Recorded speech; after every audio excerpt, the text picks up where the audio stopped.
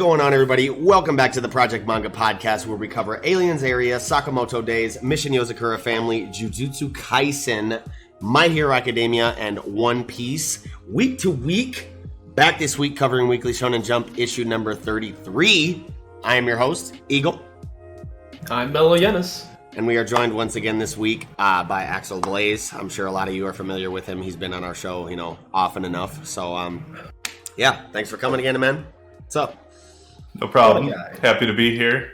Happy to be recording again. I told Mello this before the podcast and kind of in the chat, but I literally just set up my computer and desk today. I did not have that since moving in, so not that any of this is decorated yet, but I'm glad to be doing something again. Well, before going on vacation too, so we're glad to help you. Excellent. Christen the new setup, you know what I'm saying? So yeah, with that being said, as always, any affiliated links and stuff will for Axel will be down in the description box below, so you can check out all the stuff that he does and where. And on that note, as always, check in the description box down below where you can find links to any and all of our individual social media accounts like Twitter, online communities like Discord, audio listening platforms to consume the podcast on, as well as the link to our Patreon if you wanted to support what we do more than you do by just watching.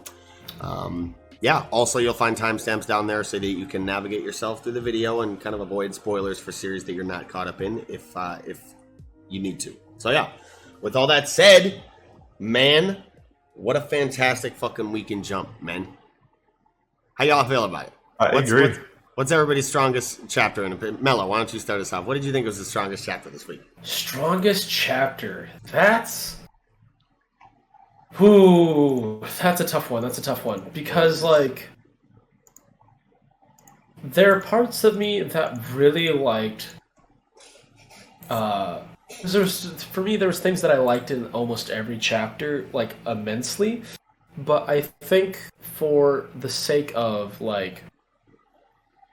story, I think Sakamoto Days and Jujutsu Kaisen did really well. I'd say those are my top two chapters of this week. Yeah. But mostly purely for political reasons, right? The in-series, fictional political spectrum and how people portray, revolution and corruption and how to control the levers and mechanisms of power within a society, etc. Yep. But those are the things that I like, So, I mean, if you had to narrow it down to one out of the two, what do you think out of Sakamoto or Jujutsu Kaisen would be stronger?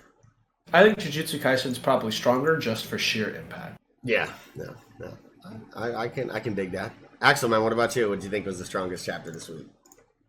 My two for the week were Undead Unluck and Mission Yozakura Family, I think. Okay. So that being said, in terms of what we're across the covering board, here, then it would be Yozakura. Yes. Yeah. In terms of what we're covering here, Yozakura, and that being said, the bar was very high this week. I think across the board for almost every Shonen Jump series that was out this week, it was fantastic. So that's a plus.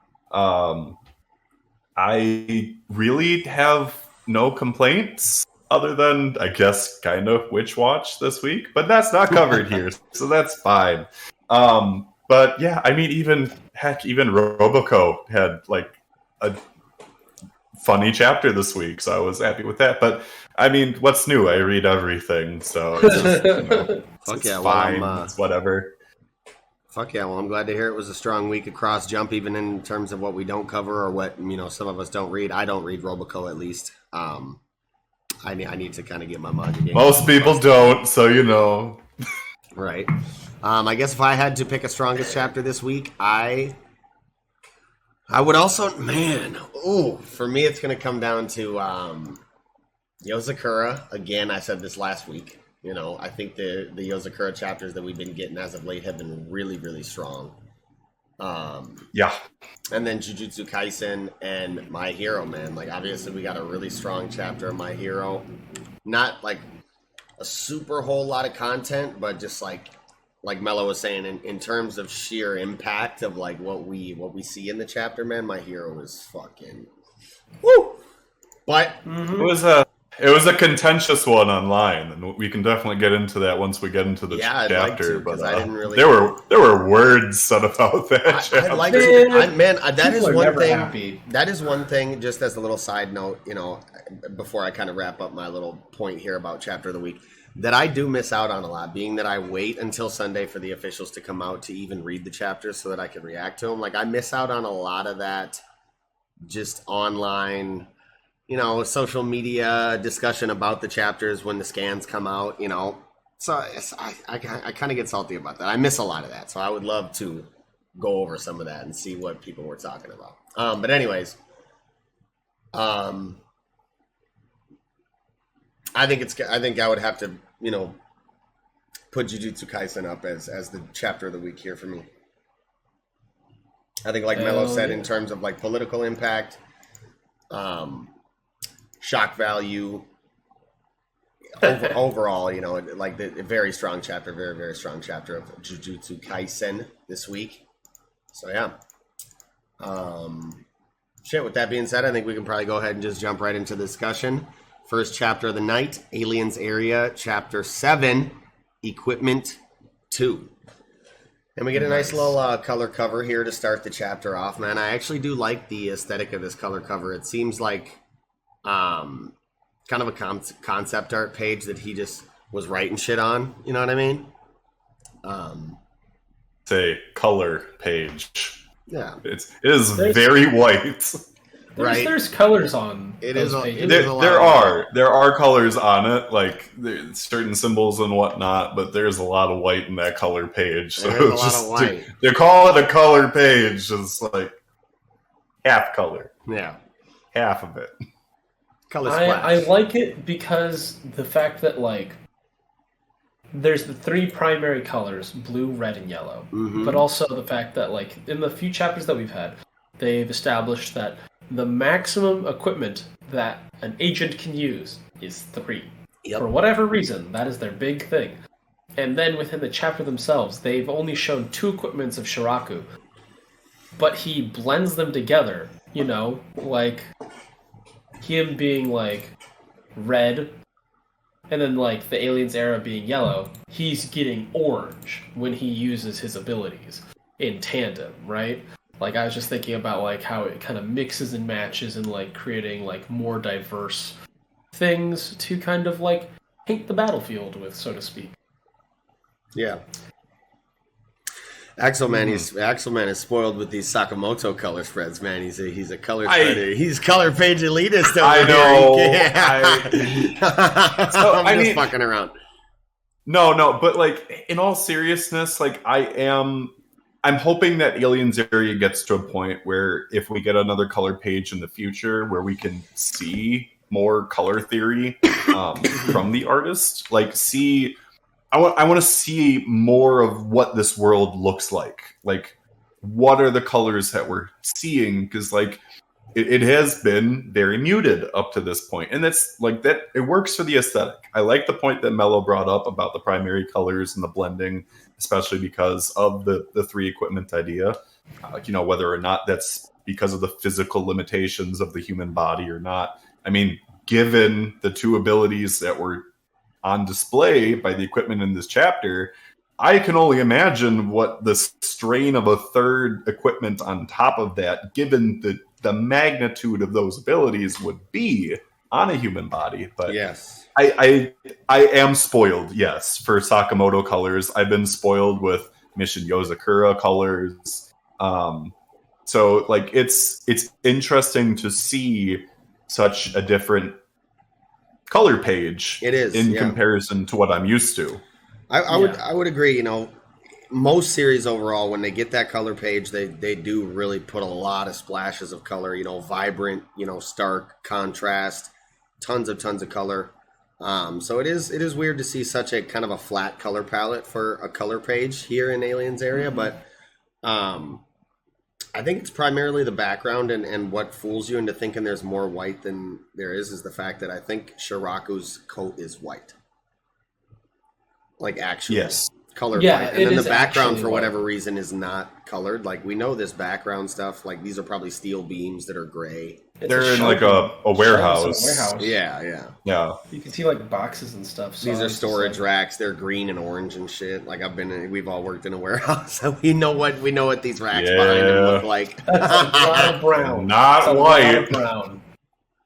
Anyways, I guess jumping into the chapter, I really like Shiraku's second equipment a lot. I think repulsion is obviously like something that jumps out immediately as soon as you hear it as like a really, really potent ability. And it makes a lot of sense that the mentor type character would have something like that. It's not super unique. Like, I was talking last week about the potential for the diversity within the powers, system with these equipments and the imagination that the author can have with them, being that they're based on alien technology. And you can kind of go wherever you want with that, being that we are limited to what we have in terms of technology, and aliens is pretty much the sky's the limit. So while it's not super unique, I feel like there still is the potential for those more unique ones. And this is just more of a OPS ability that, a character like Shiraku totally would have. And it definitely makes sense for him too,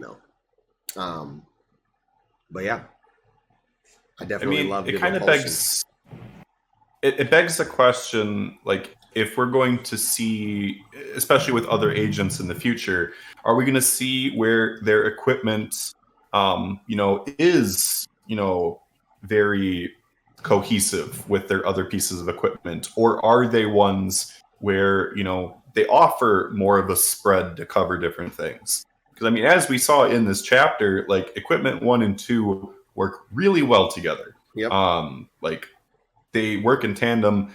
Honestly, makes me wonder, and this is just me theorizing, if he's got a third equipment that it works in a similar way with gravity, force field, stuff like that. Maybe the third one is a magnetism kind of thing. Just because so far we've had things that kind of, push things away. What if there's something that attracts? But I'm curious to see if that's a similar thing for the other agents. Like, are they using equipment that works well together? Or do you have someone that's, let's say, more of a jack of all trades, where they have an equipment for 3 different kind of scenarios? Yeah, I think you definitely could be onto something there. And what kind of popped into my head as you were talking about that and kind of just spitballing is that it might be centric around the character's like ability set, right? Like, so, or the equipment might, like you said, be kind of focused for a certain thing in terms of combat ability. Like Shiraku's to me jumps out as movement, right? Like all of his abilities, all of his equipment kind of augment his ability to move within the fight and strike you from different angles and shit. So I think that could be it, maybe. Like, depending on what the character wants to go for, they can either go with equipment that really focuses on augmenting their ability to move, or just their straight up, physical power, or like twin blades, or whatever the fuck his name is. We get it at the end of the chapter.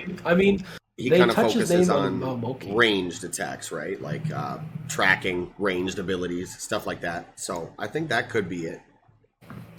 Sorry, Mel. Go ahead, though. Oh, sorry. 1 second. So, I don't know if... Because they're talking about how, like, Ninotachi Twin Blade is, like, the deadliest assassin in the universe. And then, when they say, they say the guy's name after they arrest him, offender, his name is Maomoki. Yep.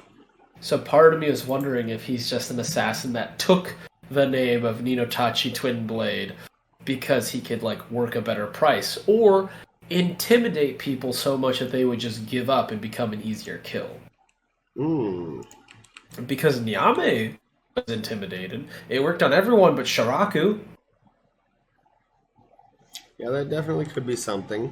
So I don't know if it's really him or if it's like that. I think that'd be kind of an interesting take, because like for the universe's strongest assassin to be defeated this quickly seemed a little rough for the universe. You know what I mean? It wouldn't be the first time that a shonen series has like defeated like supposedly one of the most notorious people in the first 10 chapters. It happens, but well, I mean, it could also be a thing where, there are people that like they have a given name and then they have, a nickname on top of it. So the boring route would be that, that the name that he was arrested with is his actual given name. But I do like the theory that like, he's just taking on a name, or, maybe he's part of an organization that, they just have bodies that, represent that name and carry out assassinations throughout the universe. Who knows? Like a Dread Pirate Roberts scenario. yeah. Yes, Dread Pirate. Oh my god. I am the Dread Pirate Roberts. I'm liking what both of you guys are talking about, and I'm really neither here nor there about it. But I guess one thing I would like to point out, just for the sake of the discussion, is that the connotation that was given was galaxy, not universe. He is the most notorious assassin in the galaxy, I believe, is what was stated. Not necessarily the universe. That's fair. So that kind of does rein things in a little bit. Oh, thank goodness. If we're gonna be going kind of multiversal here within this universe, but we'll see. That's all kind of up in the air still. That would be kind of a crazy scale for the first 10 chapters to be the strongest in the universe. But dude, honestly, if you put it in that perspective, being strongest in like the best assassin in like the Milky Way galaxy doesn't sound as tough, right? Best assassin in the universe, really tough. Best assassin in the Milky Way, I don't know, man. Earth's a little podunk, don't you think? Yeah, the Milky Way is like a bitch-ass galaxy, I feel like. Among galaxies, you know what I mean? Like, I'm just, an evolved monkey with a really shitty aerospace program, but... Yeah. So, yeah, I don't know. I mean, I guess... Even though the fight didn't play out, exactly how we thought it would in terms of like the octopus sacrifice, I still think it feels really good to have Tatsumi kind of be the one to defend the princess against the beam attack, especially since it kind of acts as a really nice impetus to a little bit more vague exposition on exactly what's going on with his arm in terms of like the dark cells, right? Which is cool. So that was pretty cool. Man, it had a really nice moment too, like with Shiraku saying, "What's your right hand for?" and then him saying, "Protecting others." Like your right hand isn't some kind of burden. It's not some kind of weird weapon or whatnot. It's something that you can use to protect not only your family but other people that are worth protecting. And that really was a great moment in that chapter. It's a really wholesome moment because, like, I remember the previous chapter when we first discussed the series, he was saying that Princess Payun reminded him of, like, was the same weight as, like, his younger siblings. Yeah. So, like, being able to enter that protective mode because of that similarity so easily felt right, because they even foreshadowed something as small as that, right? Because you'd be like, oh yeah, it's him protecting kids because he likes kids, but like the fact that they specified that the weight's the same is like, they're like, good for them, rewarding the small details. I appreciate that. This small child weighs the same as this small child, therefore I protect. I protect. The part that I thought was really interesting with the tools, I think that Shiraku's third weapon is literally just an inertial stop. Like, because he moves so fast. I think his third ability is literally just to stop. On a dime. Just to stop on a dime. Yeah, like how he's spinning, whatever direction he's going, just stop. Hit the brakes. Tractor beam, anchor, boom. Well, I don't know what you would call it, but like you were right, like pretty much with canceling inertia. Like he no longer has to deal with any any sort of like momentum in terms of like stopping his movement. Like he can instantly, like you said, just stop on a dime and go in a different direction, even more so than what he already can. Yeah, but he needs things, right? Like he needed he didn't. He didn't? Because when you think about it, like with the villain, he was just able to just crush him with force. True. Yeah. So, like he wasn't using an object and smashing that object against the guy. He literally used force to he generated force to reach him. Was that repulsion combined with the gravity? No, because it's that was when he activated. That was just repulsion. Yeah, that was just the repulsion. Which, Mello, because you would be the person to ask on this. Did you find any reason why it would have been called imaginary repulsion? Like, is there like an actual thing that's imaginary repulsion, or? I think that it is basically repulsion and less of like. I think imaginary is tying to like how the user views the world and imagines things. Right, because the repulsion, because he reaches out and you can tell that he's thinking of something, and I think the imaginary part is basically based off his brain. Like he imagines these boxes lifting. He's not focusing on a specific box at once. He's imagining all these boxes rising. So I think that the combination of that is there because I can't think of anything. Well, other than that, I think it's hard to find. I think we're gonna test the boxes like floating and stuff to the zero gravity just being applied to the entire environment. But I think you're definitely onto something in terms of like his perception of how the ability works, tying into that imaginary thing, which could be a certain class of these equipments. We've already gotten hints at like class specific equipment in terms of like ranged, imaginary, imagery. Sensory, different type of shit. So, and especially because in this spacewalk panel, it seems like he's not repelling anything. Which is a great name. But himself. Like, he's repelling himself off the boxes, almost, it looks like in this. But then he can also repel attacks and people away from himself and then just use the repulsion to, like, flatten somebody. So I think you're definitely onto something with the imaginary class, tying into how the user interprets that ability within like reality, if that makes sense. Well, because like you and I can distinguish the idea of like hard and soft repulsion because we just saw it happen on the pages, right?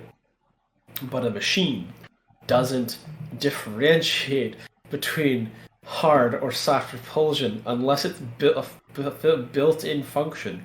So I like the idea that imaginary is a function of repulsion, but it's so high tech that it really can anticipate the type of repulsion that the user actually wants. Because you can see him bounce off using spacewalk. If he was using the same repulsion that he used to bash a guy's face in, he would be battered black and blue. So I feel like the imaginary part is what allows him to like modulate how much force he's repelling himself, or like which way he's repelling himself, as opposed to like repelling towards a person or repelling the self away from an object. Yeah, because like if he was using... You don't see those boxes flying either. Exactly, like the boxes are almost fixed in the air, and if he was using the same type of repulsion on the box that he used on Buddy on page 3 or page fucking 13, then they would definitely be getting like flattened or thrown around and shit, you know what I mean? Yeah. But he's just bouncing off them, and they almost seem like they're fixed in the air in a certain position, like... And again, with zero gravity, they would be, every time he kicked off one, it would be floating over here doing this. So it's just very, very weird. Very, very weird. I can't wait to get more exposition on like how exactly these things work and function. I'm glad that you gave that context, though, because my mind wasn't even putting that as like 2 and 2 together, just because obviously like we've had very limited equipment naming so far, but like just seeing like imaginary repulsion compared to like the anti-gravity, it was just like, okay, well, this one name is very, straightforward. The second one is just like, what does this mean? Yeah. But I think you're onto something with like how it has to be like a conscious, process of like causing the repulsion, compared to, like you said before, with the anti-gravity, where it's just like a mechanical response. It's just an automatic in the area kind of thing. Oh god, that raises the fact that it has one major weakness. He can only repel things that he's focusing on. So if he's not focusing on something that's invisible, or like a placed trap that like he's not aware of and it just triggers, he can't repel that. So he can't do that like, absolute purple, like perfect defense that Gojo has, or like the way that Pain could use repulsion to like not be hit by anything. But I feel like having to be actively consciously aware and focusing on it a little bit to repel is a nice caveat. Yeah. So that could lead into, potentially what his third equipment is. Like, is his third equipment like almost kind of like a barrier kind of system, like an all-encompassing thing that like covers his blind spots? Is his third equipment something perception-based, where it allows him to, see or react to like a wider field of vision that he wouldn't normally have, or something, again, to make up for the fact that he has to concentrate in a certain way with equipment too. So it really opens up the door of like, okay, what is equipment 3? Like, and how does it work in tandem with 1, 2, or all 3 in combination? I have a fun theory. Because I know I said stop, like, was his third option, but, like, one that I was thinking about, what if it is a function in the fact, because he admits that he has dark matter implant. He's an implantee. Yes. Maybe not the exact same kind, but he is a sort of implantee. Yep. I believe that his third item is a brain limiter. And that because he has the implanted matter, he has an overactive brain that can process so much so quickly that it'll eventually kill him. And that the third item is a limiter. So when he deactivates the third item, he can overclock and he can focus like nobody's business. That would explain his reflexes in the previous chapter, of like how he was just able to respond like he was, if he's already got, this semi-overclocking brain as it is. I'm glad you guys are kind of touching on this, because something that I thought about when when I was just taking notes earlier, and when I was thinking about kind of what Mello said on the previous podcast, and these dark cells, and the fact that he has an implant, but we haven't really seen it on an outward way like we have with Tatsumi's. So it's weird, right? We've gotten the information that these implants kind of manifest physically in correlation with what part of the brain that they're implanted in, and what part of the body that controls in turn, right? So and this is why I love these discussions, because like when I was thinking about this earlier, I didn't even think about how his kit, his equipment, is primarily focused on augmenting his movement abilities and stuff. So Tatsumi's scar is like right here, or right here, and it's in his the left side of his brain that controls the right side of his arm. Shiraku's is right in the center. So I'm thinking it's possible that he has a frontal lobe implant. And I don't know if you touched on this on the previous show where we talked about this last week, Mello, but the frontal lobe obviously controls... Let me see, I had it pulled up. Just give me 1 second. The frontal lobe controls voluntary movement, expressive language, and gives you, allows you to manage higher level executive functions, which, encompass capacity to plan, organize, initiate, self-monitor, and control one's responses in order to achieve a goal. So, movement, speech, planning. These are all things that we see this character is really, really strong at. So I think it definitely would make sense that he has a frontal lobe implant that doesn't manifest physically in any way, but augments his ability to move and plan and speak in ways that like are exponential. You know what I mean? And I think that ties right in with what you were just talking about the brain limiter, you know, augmenting his capacity, planning capacity, perception ability. I think that all ties in really well. So I think that definitely could be a possibility. That kind of tracks because, like, if you think about it, if his first, you know, because he's so invested in Tatsumi's future, right? Because he sees Tatsumi in himself. He sees a guy that, like, he knows what he struggled with. He knows he's like, yeah, this is a curse. Like, you know, my brain is being overheated. Like, my body cannot handle the fact that my brain can process and is aware of so much stuff. Like, I can feel my nerves, each individual nerve be triggered by a different thing, right? He feels each nerve ending trigger. That's crazy. Yeah, that'd be crazy. But, like,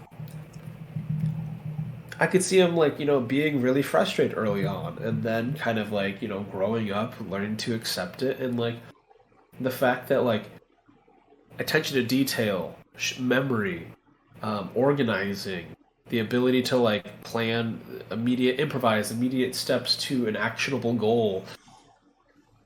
Those are all great, fantastic traits to have in a detective. So, like, to have him and eventually just be like, you know what, this isn't so bad. I'm really good at these things now. The things that I'm good at, I'm going to try to do my best and try to help some people. Joins, you know, the aliensarea. Becomes a detective. That kind of thing. And I feel like one leads into another, right? Like, your function usually precedes form, right? Like, what you're good at usually precedes all the appearances that you gain after you start doing a thing, right? Mm-hmm. Like, if you're doing like a job, right? We have different uniforms for jobs. Yeah. Or, like, you know, when, like, all our friends got out of high school and started, like, adopting personalities and, like, trying to express who they were, the people that were super artsy or into music, you know, they started dressing grunge and in boho and all that stuff. You know, function came first, so I don't know. There's things like that. Mm-hmm. Yeah, that was really the only thing that I had. I didn't have too much on this chapter. Like, wholesome dialogue.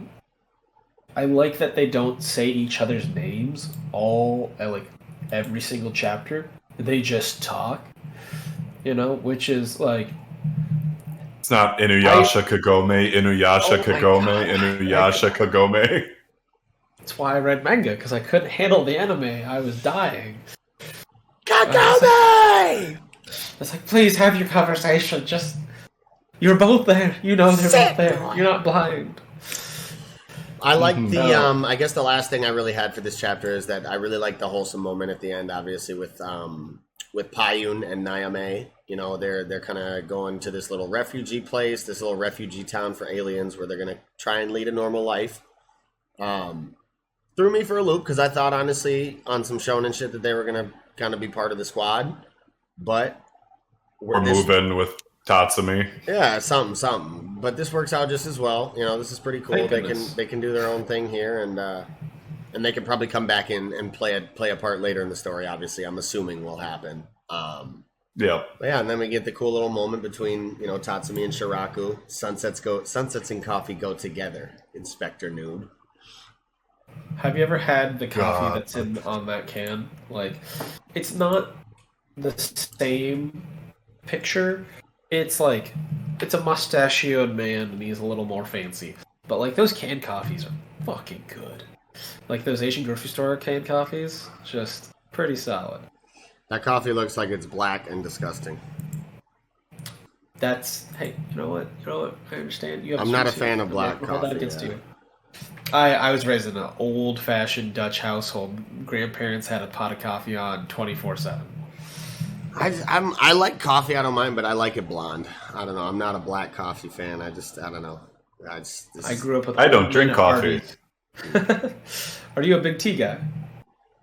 No, not as much Energy either. drinks?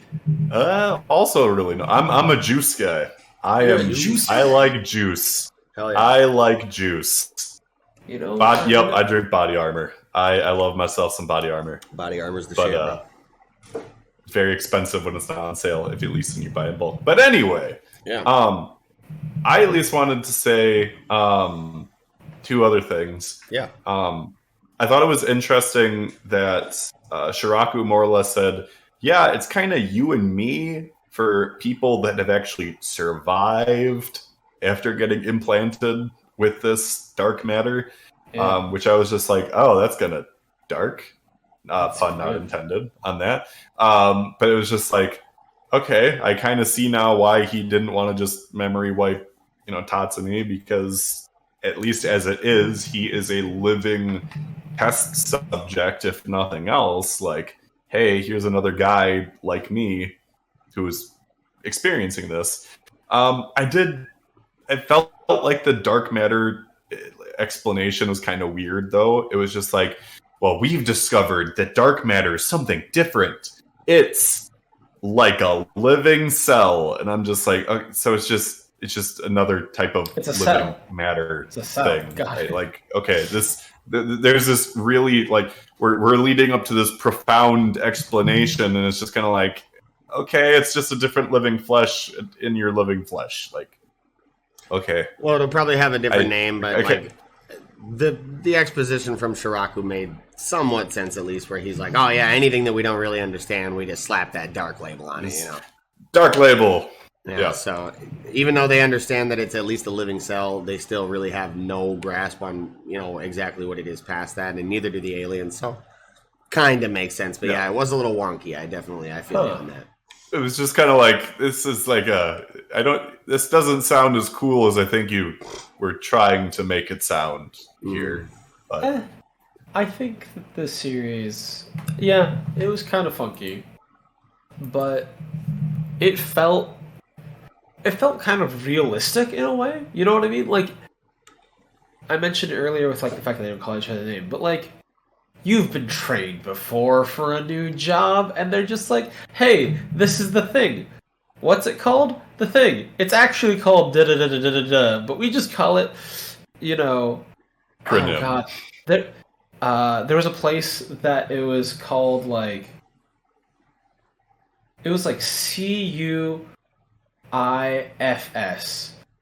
and it stood for, like, something university state food services, but everyone just called it queefs. Yeah. Every single time. Like, I worked there, I eventually went to school there and, like, ate there, and I was just like, this is bizarre. When you spelled it, I was like, queefs? Yep. CUIFS, queefs. And it's just like, bruh. So, like, that's why I was like, that dark matter thing, I was like, yeah, that makes sense. And they're like, it's not useful. And I'm like, I've had this talk. Welcome to Queefs. What? I'm a dishwasher. No, you're in the right place. Don't worry, kid. And on that note. Yeah, I think that's about all I had for aliensarea this week. I have one last thing, just kind of growing off what you guys were talking about with, like, how Nyame and Payun are going to, like, this neighborhood that is, like, sectioned off for exclusive alien use to, like, help them integrate and stuff and give them, like, a safe space.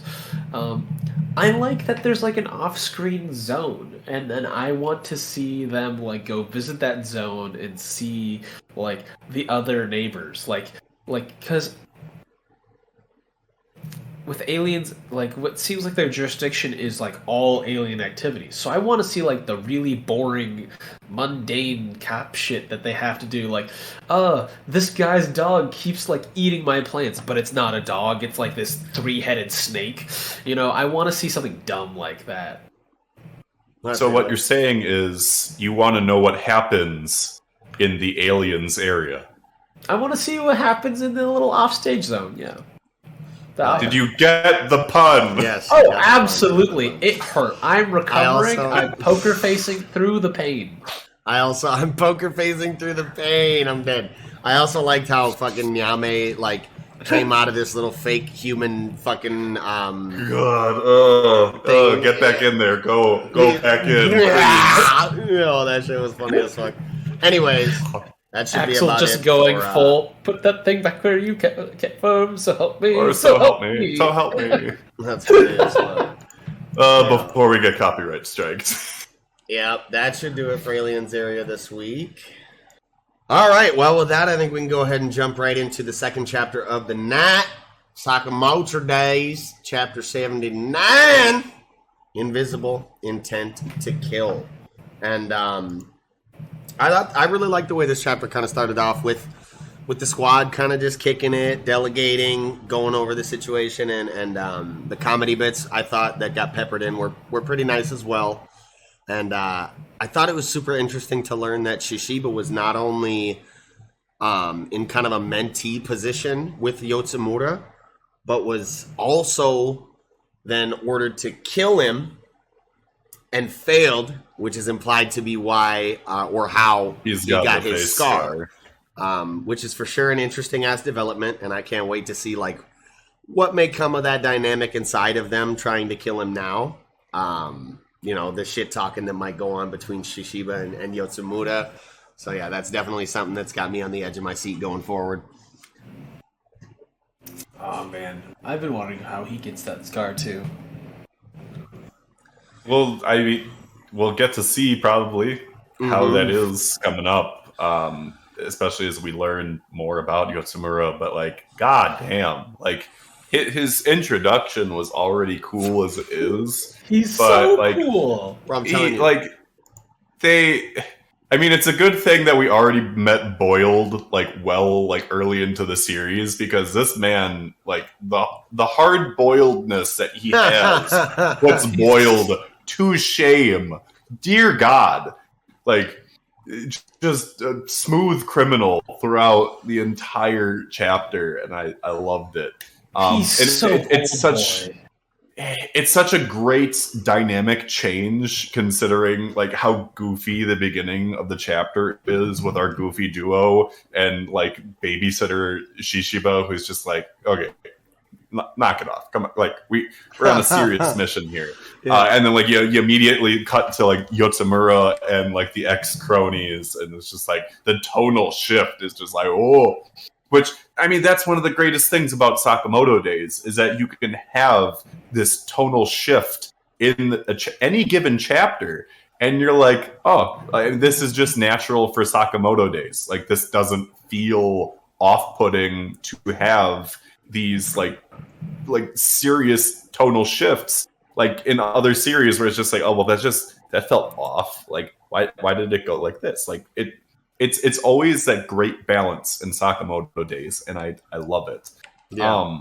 I do want to say at the beginning of the chapter, it did make me interested. Like, did somebody in like the Order or the JAA higher ups, did they know that Yozakura was this target in this specific instance all along? That he had that they had the three of them out on this mission.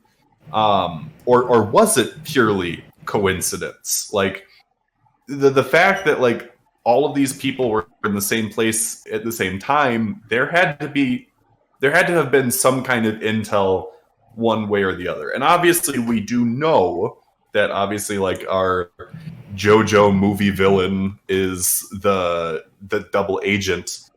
If not triple agent, I mean, who knows? It could end up that way eventually, but we do at least know that he's a double agent right now.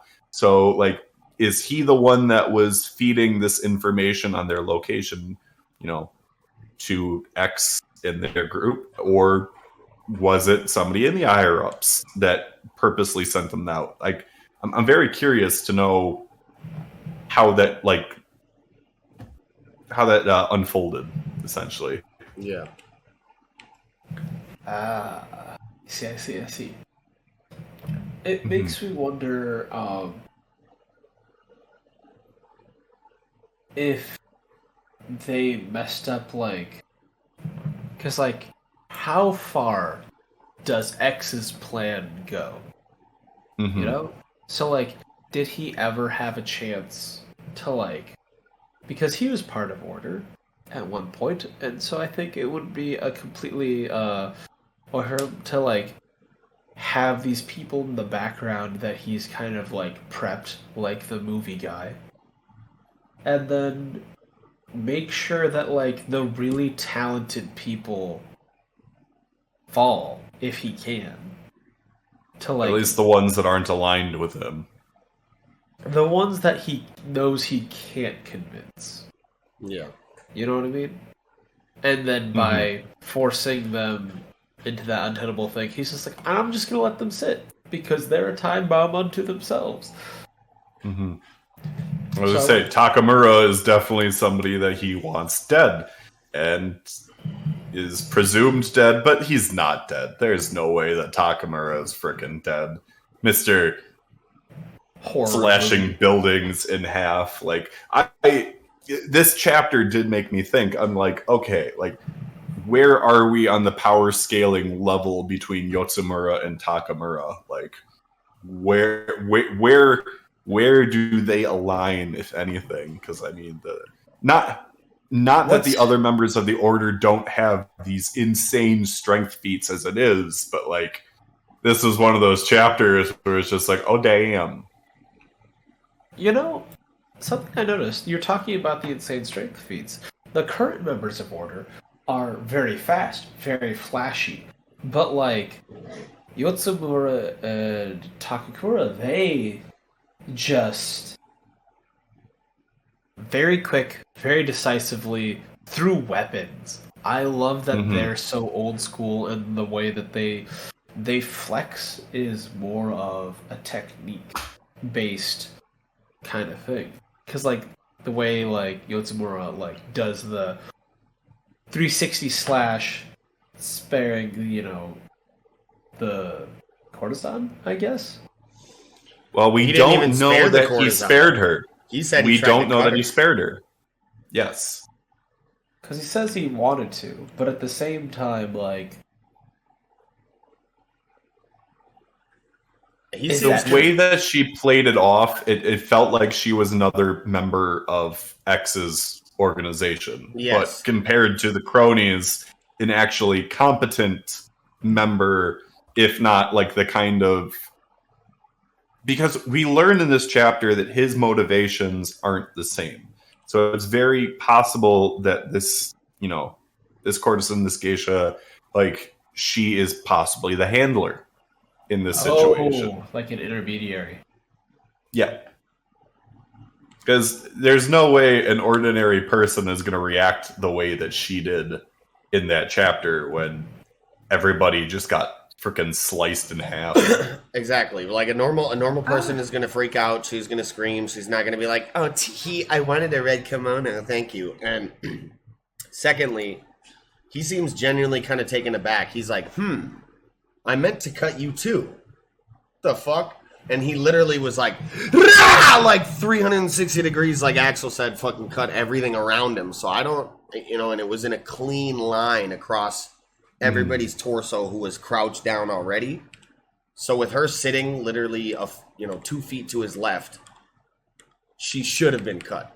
So like, yeah, she either blocked it, you know, reacted to it in some way, shape, or form that allowed her not to get injured by it. So she is literally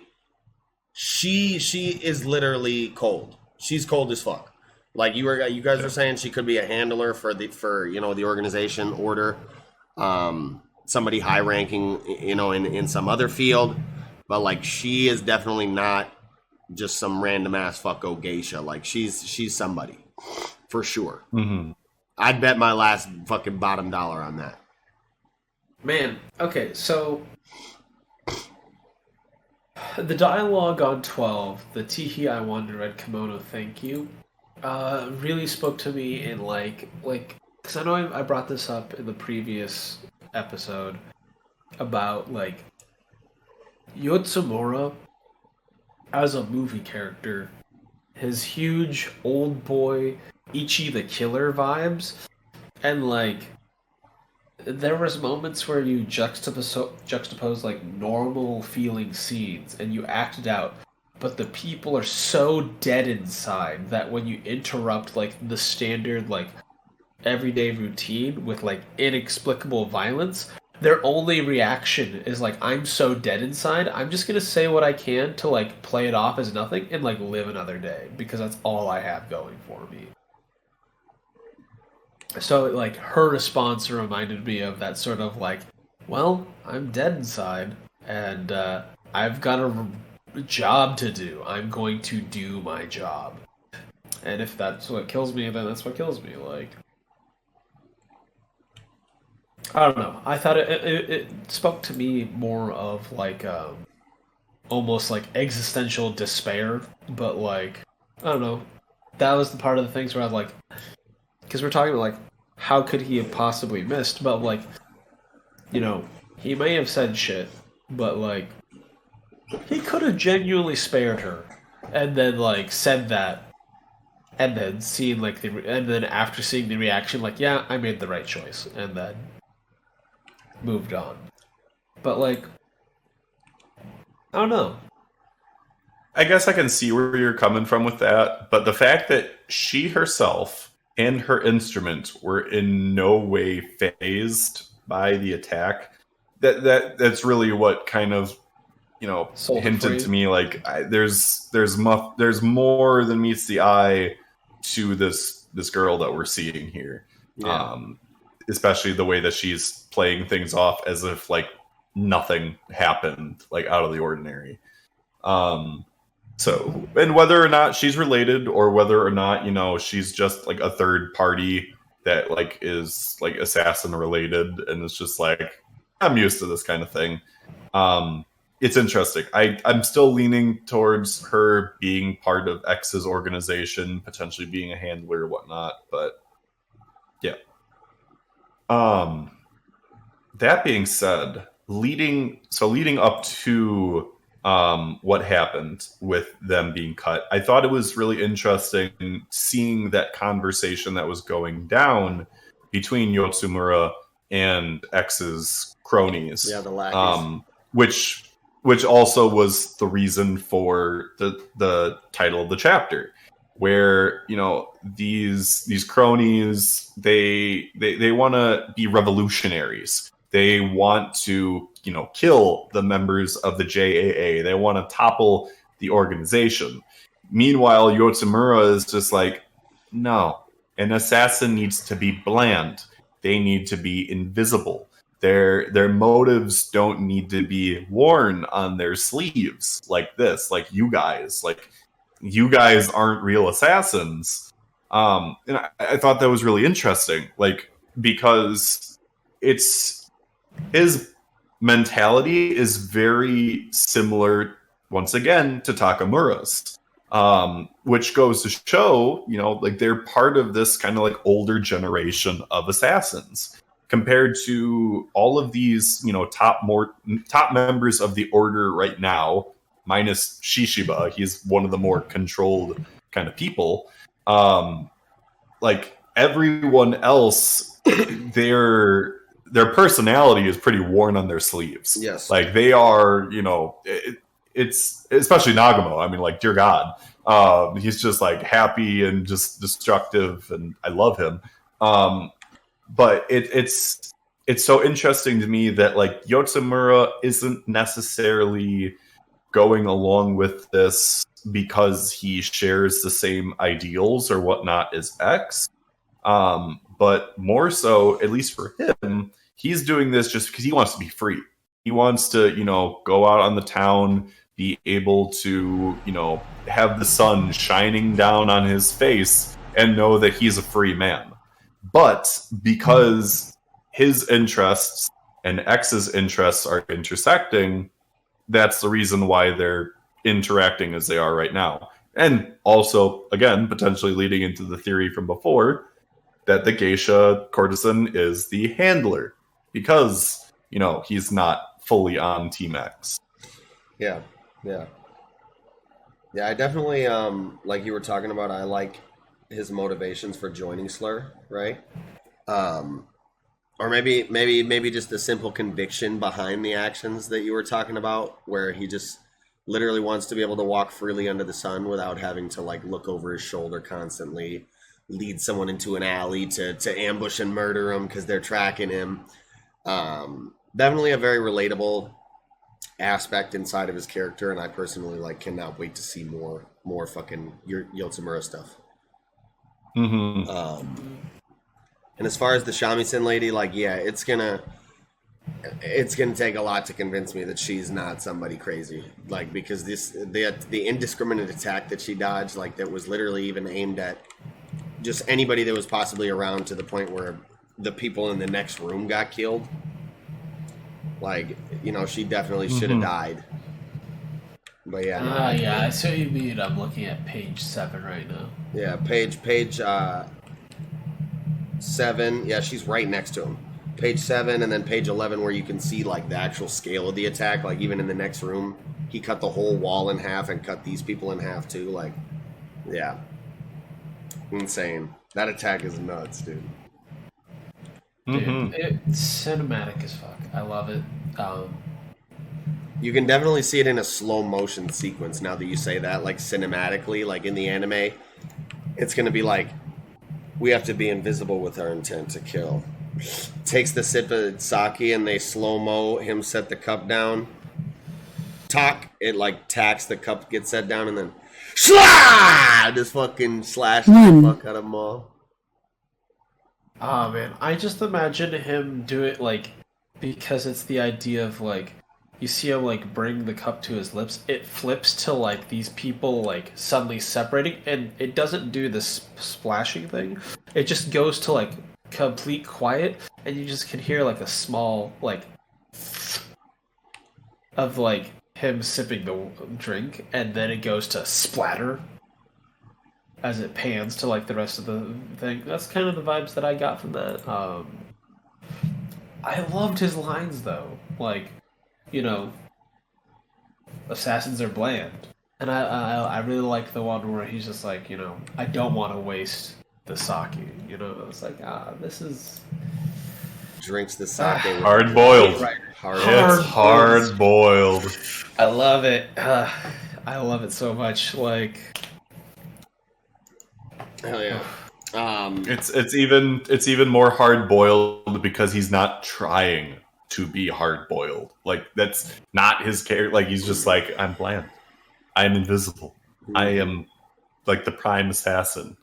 Compared to boiled, where it's just like, I'm hard boiled because I'm hard boiled. It's just like, I love him. I want to see him again, but like, the fact that Yozakura isn't even trying and is like being as hard boiled as he is, I just. Do you think that hard boiled was built early to contrast the later like actual hard boiled characters? It's very possible. Movies and be like, hey, I want to show you a guy who thinks he's hard boiled. A couple chapters in, I'm gonna show you who's really fucking hard boiled. Let's go. Yo. Because like hard boiled honestly, is really young possible compared to everyone else. Like, he was a kid to Sakamoto, so. Which, I mean, and Sakamoto's also not old. I'm older than Sakamoto. That's how young Sakamoto actually is. Yeah. So that's why I like to think is like, you know, that's really interesting that like they've taken so much care to like show the like generational differences in like their like culture of philosophy as they're like between the ages of different groups. Yeah. Which is like really contrasted in that last scene. Yeah. I was just gonna say, speaking of that, you know, we can kind of segue that into the last scene here, where we see, you know, Amane obviously talking shit, like, he's like, oh, all these JAA fucks should just die, and like, we got other students like, yo, like, I'm with the, you know, kind of revolution, like, society reformation, but like, I got family, bro. I don't think they should all die, like, in the JAA, you know what I'm saying? Like, maybe we could reform it, but like, damn, bro, my aunt works there, bro. Like, come on, G, what's up? So we definitely get those contrasting viewpoints even within the contrasting, like, you get the contrasting viewpoints of the different generations, and then even within those generations, you explore the different viewpoints of each individual. The newest one, which is a really cool aspect to see within Sakamoto Days, like just diversity. It's interesting too that, like, you know, he has that, like, that hesitation, you know, when everybody else like brings up like, oh well, you know, I have family, like I hate the JA too, but like I want to spare like my family, and he's just like, yeah, I was just, you know, hyperbole, guys. Like, it's, you know, we're not killing all of them, and it's just like you can see like that motivation is there. Like at the end of the day, like everyone else is a means to an end. Like he, for whatever reason.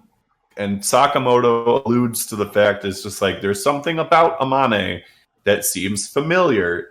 Like there is some kind of reason, potentially familial, that he wants to kill everyone in the JAA. And I'm very interested to know who that relation like is, whether it is familial or demeanor of like a mentor or whatever. I have an idea, and it's, you know, I have really nothing to back it up other than an inkling, right? And this is just based off aesthetics, the art, you know? So, which I think, like, I don't know why, but Amane, just his aesthetic, his facial expressions, his mannerisms, and his eyes all really remind me a lot of Yozakura.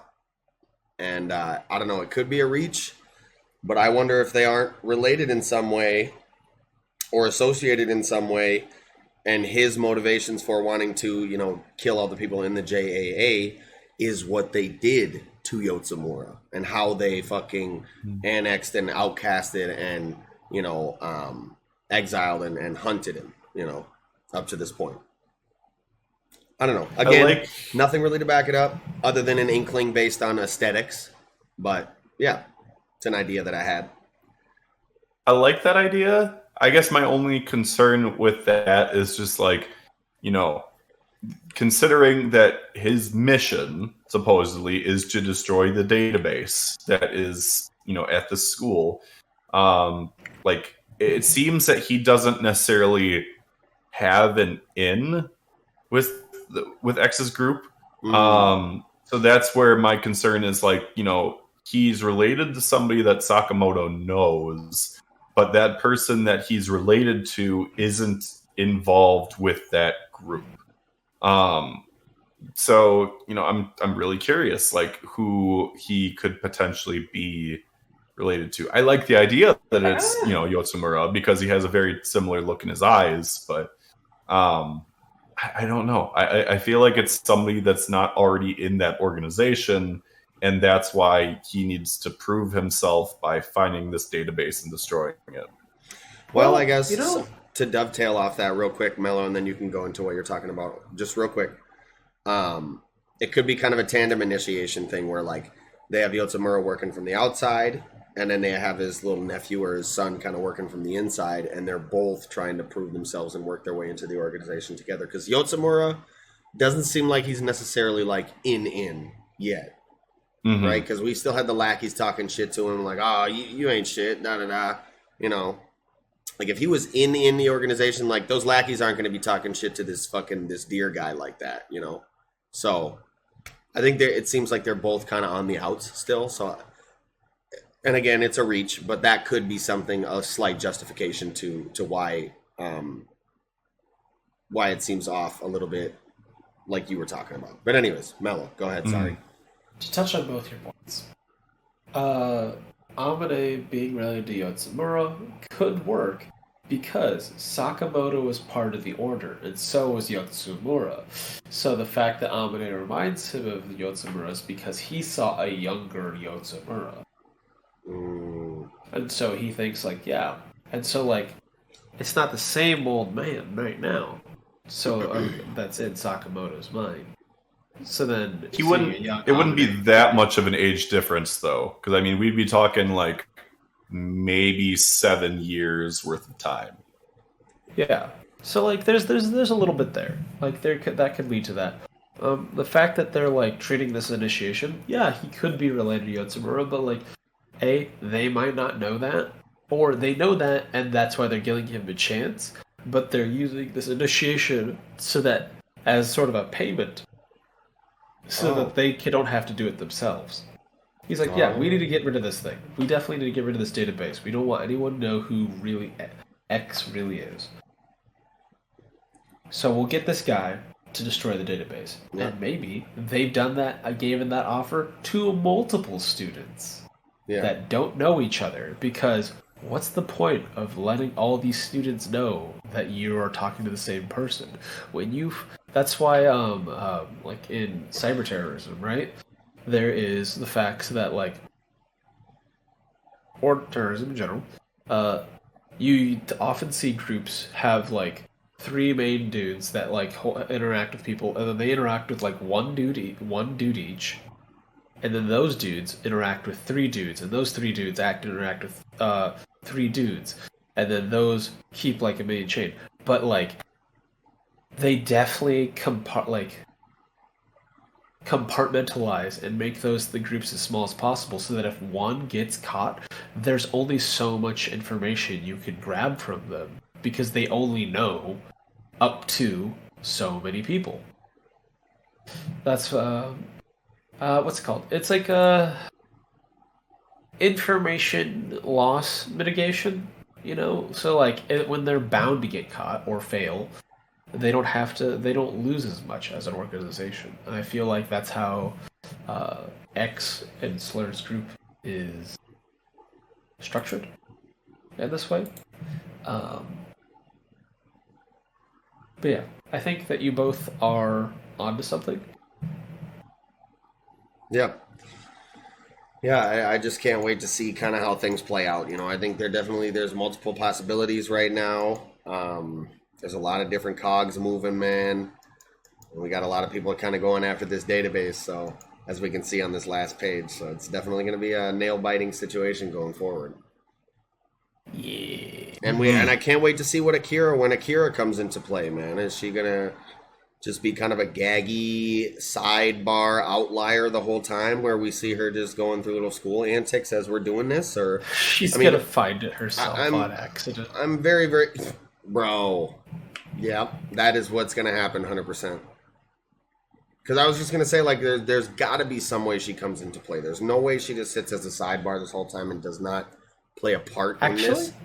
And now that you just said that offhandedly, like, I'm sold on that. Like, she's gonna be the one that finds it without even knowing that that's what everybody's looking for, and then like she's gonna offhandedly like talk to Shin or something and be like, "Oh, this room with this database." Yo. I think like 2 episodes ago we talked about the possibility of like where the database is. And I remember my idea was the cafeteria, because during the day, it's the most trafficked place. It would be the hardest to break into. And it's like wide open, so there's not a lot of places to hide.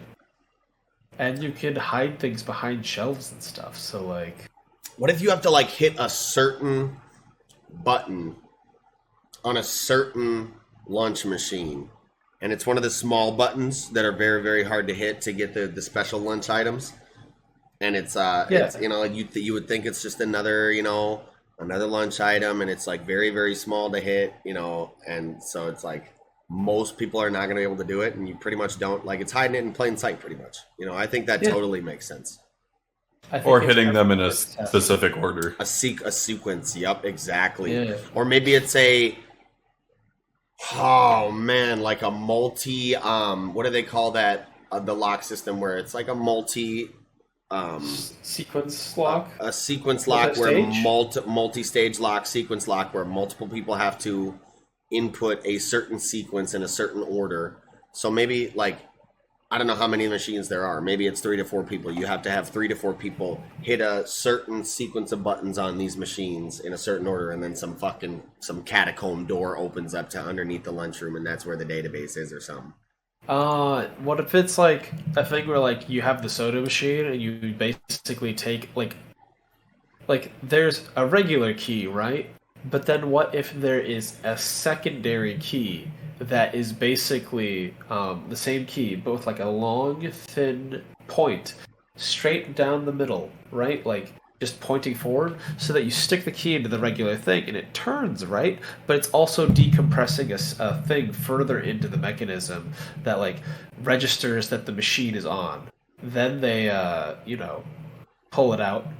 Then they go to the walk-in cooler, press like a button four or five times, open it up, get in there. There's like a little like temperature cooler in the back of it, and like if you flip a switch on the bottom, that's like on the back of it, you'll like, and then you can like push in one of the shelves and like go out.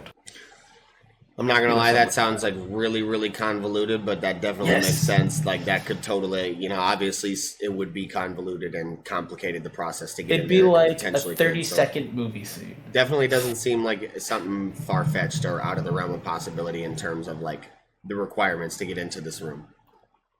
Yep. It would be like Fridays at Mission Impossible. Yeah. It definitely feels like it's either going to be something that it's been in plain sight all along. Yep. They're just going to stumble upon it because dumb luck. I mean, it happens in Sakamoto Days all the time. Like, I wouldn't be surprised if that happened. Or it is, some secret, convoluted way to get to it one way or another.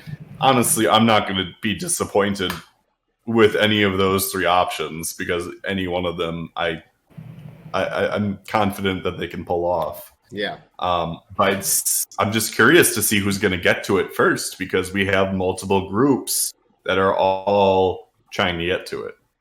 Yeah. The database is hidden under the giant vending machine thing that they shoot at, and you just go up to it, you press all 5 of the steak bowl buttons, and then that's what like pops open the door like a hatch somewhere. That'd be interesting. And we also got to think that Sakamoto's transformation is timed. Like he's only got what 17, he's got 24 hours total. 17 hours left, 16, something like that, maybe. I don't know. Yeah. Definitely not a whole lot of time. So, yeah, it's a bug clenchy situation right now, man. And I love the little dude. Clenched. I love the little dude in the back of the last panel where Akira's eating the JCC bowl. He's in the back like, you can do it. I just like picture a little scene in the anime where this is like the ending sequence to the episode, and like it's like that narrator voice, like this is going on in the next episode, and then like we get that last scene, and we can just hear this dude like, "Gambate!" Dude, the Laoban, Gambate! yeah, I love them. They're just like, you can do it, kid. They're like, aw, sweet old person. Gambate! That's all I got. But I think I agree. That's pretty much all I had for Sakamoto this week. Mm-hmm. Another great chapter as usual. Yes. Sakamoto goatness. Hell yeah. All right. Well, with that, I think we can go ahead and get right into Chapter 138 of Mission Yozakura Family.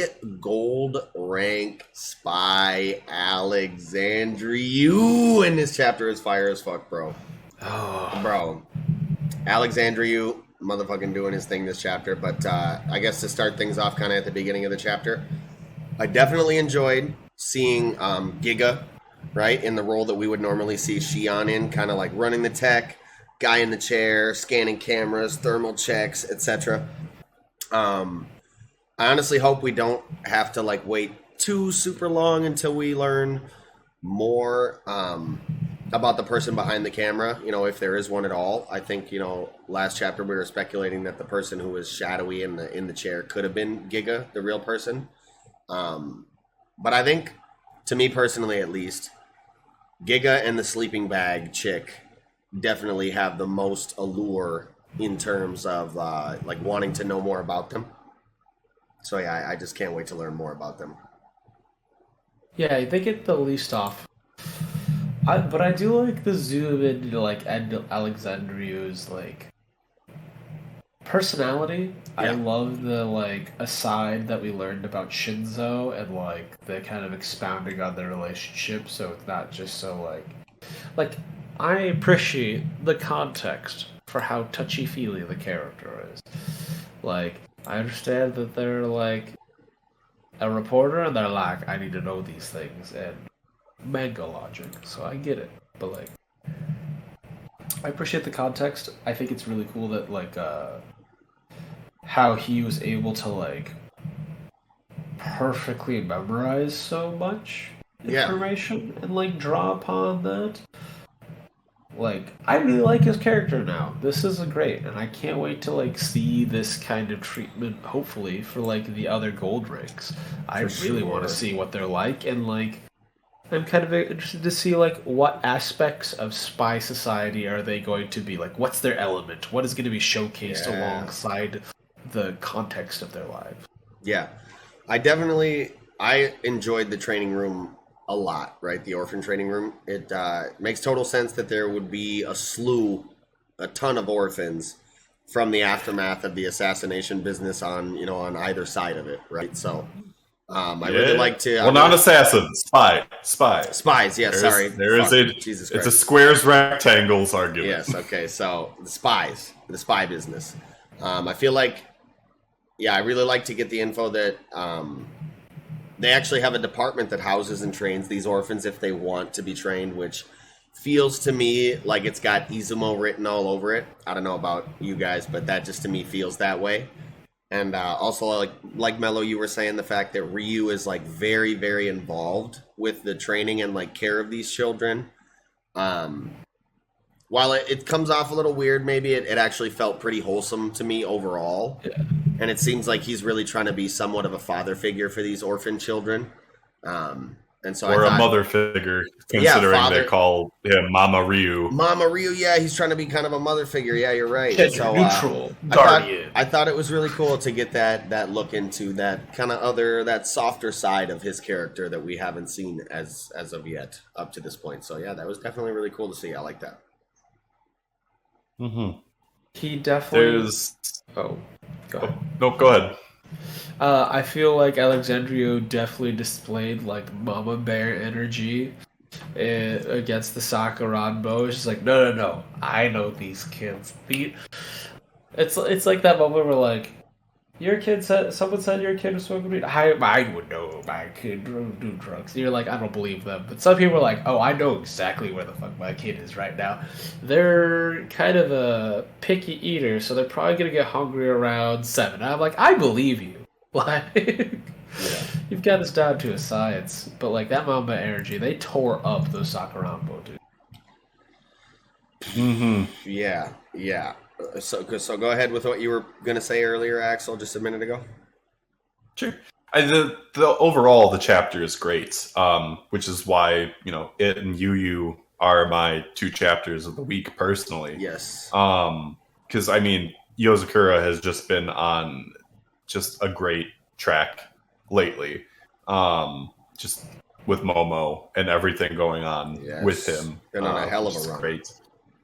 Absolutely.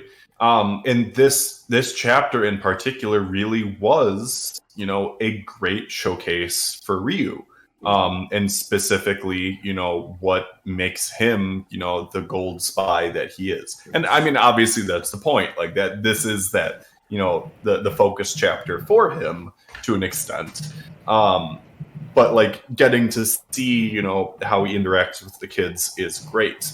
And just going to show that like, given, his position where he is an editor-in-chief, where he is, a news reporter, he is someone that like, if you are going to be, if you are going to go to anyone for any kind of up-to-date news or any kind of, minute appearance details, he is the person to go to. Because like the fact that he is able to say like just off of a glance determine that this kid is actually a body snatcher, and that's how I'm going to refer to them, since that is, just how this current arc is going. How he's able to instantly, tell like, hey, this kid is not supposed to be here. He has already been adopted, and literally goes into fine details on his adopted family, when he was, adopted, and what he is currently doing. Yeah, he said he's at piano lessons right now.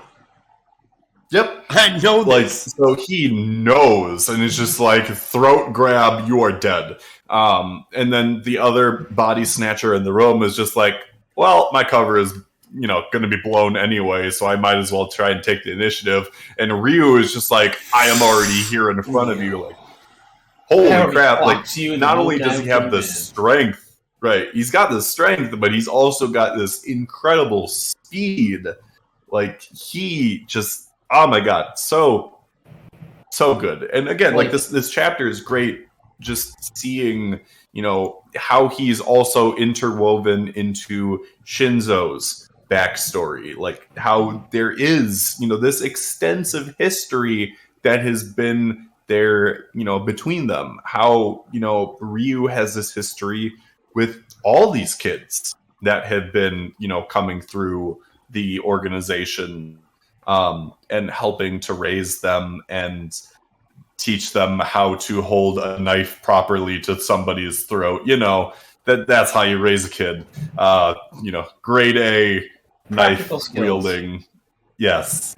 Yeah. Just great overall. Yeah.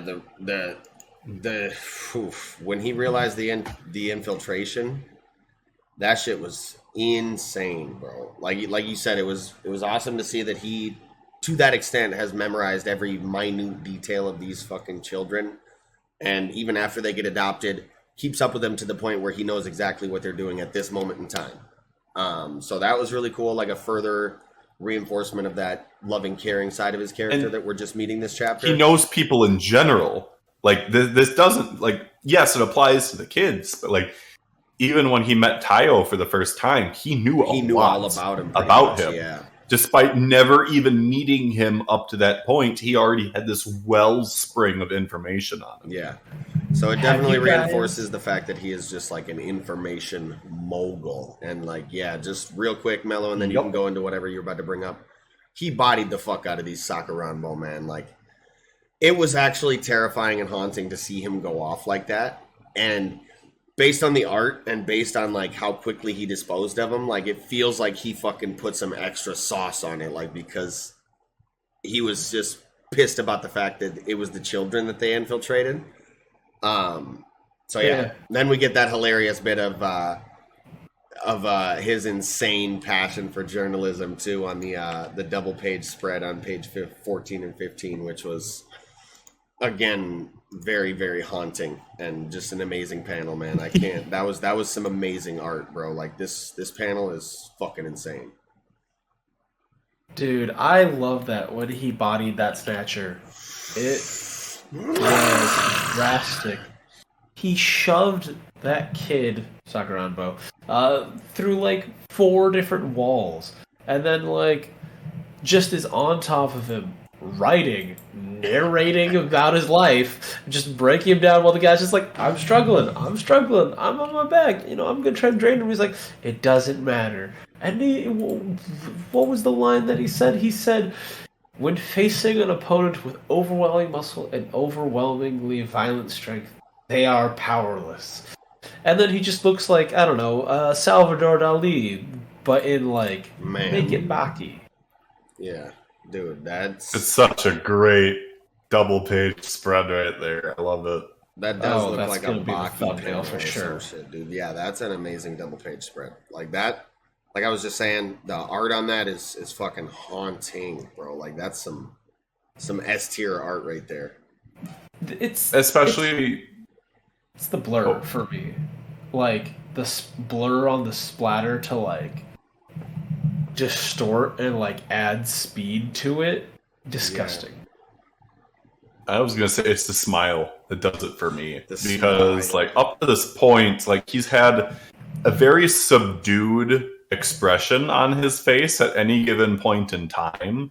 So like that smile just Oh, it's so good. It's so good just seeing like just him in that moment and the emotions there compared to what we've been seeing up to that point. Yeah, yeah, and I mean, really, overall, like the aesthetic of the entire, just that black and white, like that stark flush white black background to the panel, the black blood with the splattering and the blurring, like you said, that kind of add that distortion and speed to it. That fucking wicked, like, just evilly passionate smile about journalism. The super stark shading on him, just the black and white again, like super stark dark blacks with fucking like the straight sketch lines into the super stark whites on him. Like, I don't know, that the panel is just, that's a god tier panel, bro. I can't even, this panel slaps. Mm-hmm. Yeah. Oh. So yeah, I guess we get another thing that I really liked about this is that we get another, monumental moment of kind of clarity and realization from the perspective of Tayo after witnessing like what the fuck Ryu just did. He's like, yo, so this is what it takes to be a gold rank fucking spy. Like, he really gets this really nice stark example, especially for somebody with his ability set, of what it's going to take to reach that level, So I thought that was really cool to see, man. I like these examples that we keep getting for Tile, that this road's not going to be easy. He's going to have to continue putting in the work that he's been putting in to an umpteenth degree, even to reach that level. Being that he's a regular human and he started very late.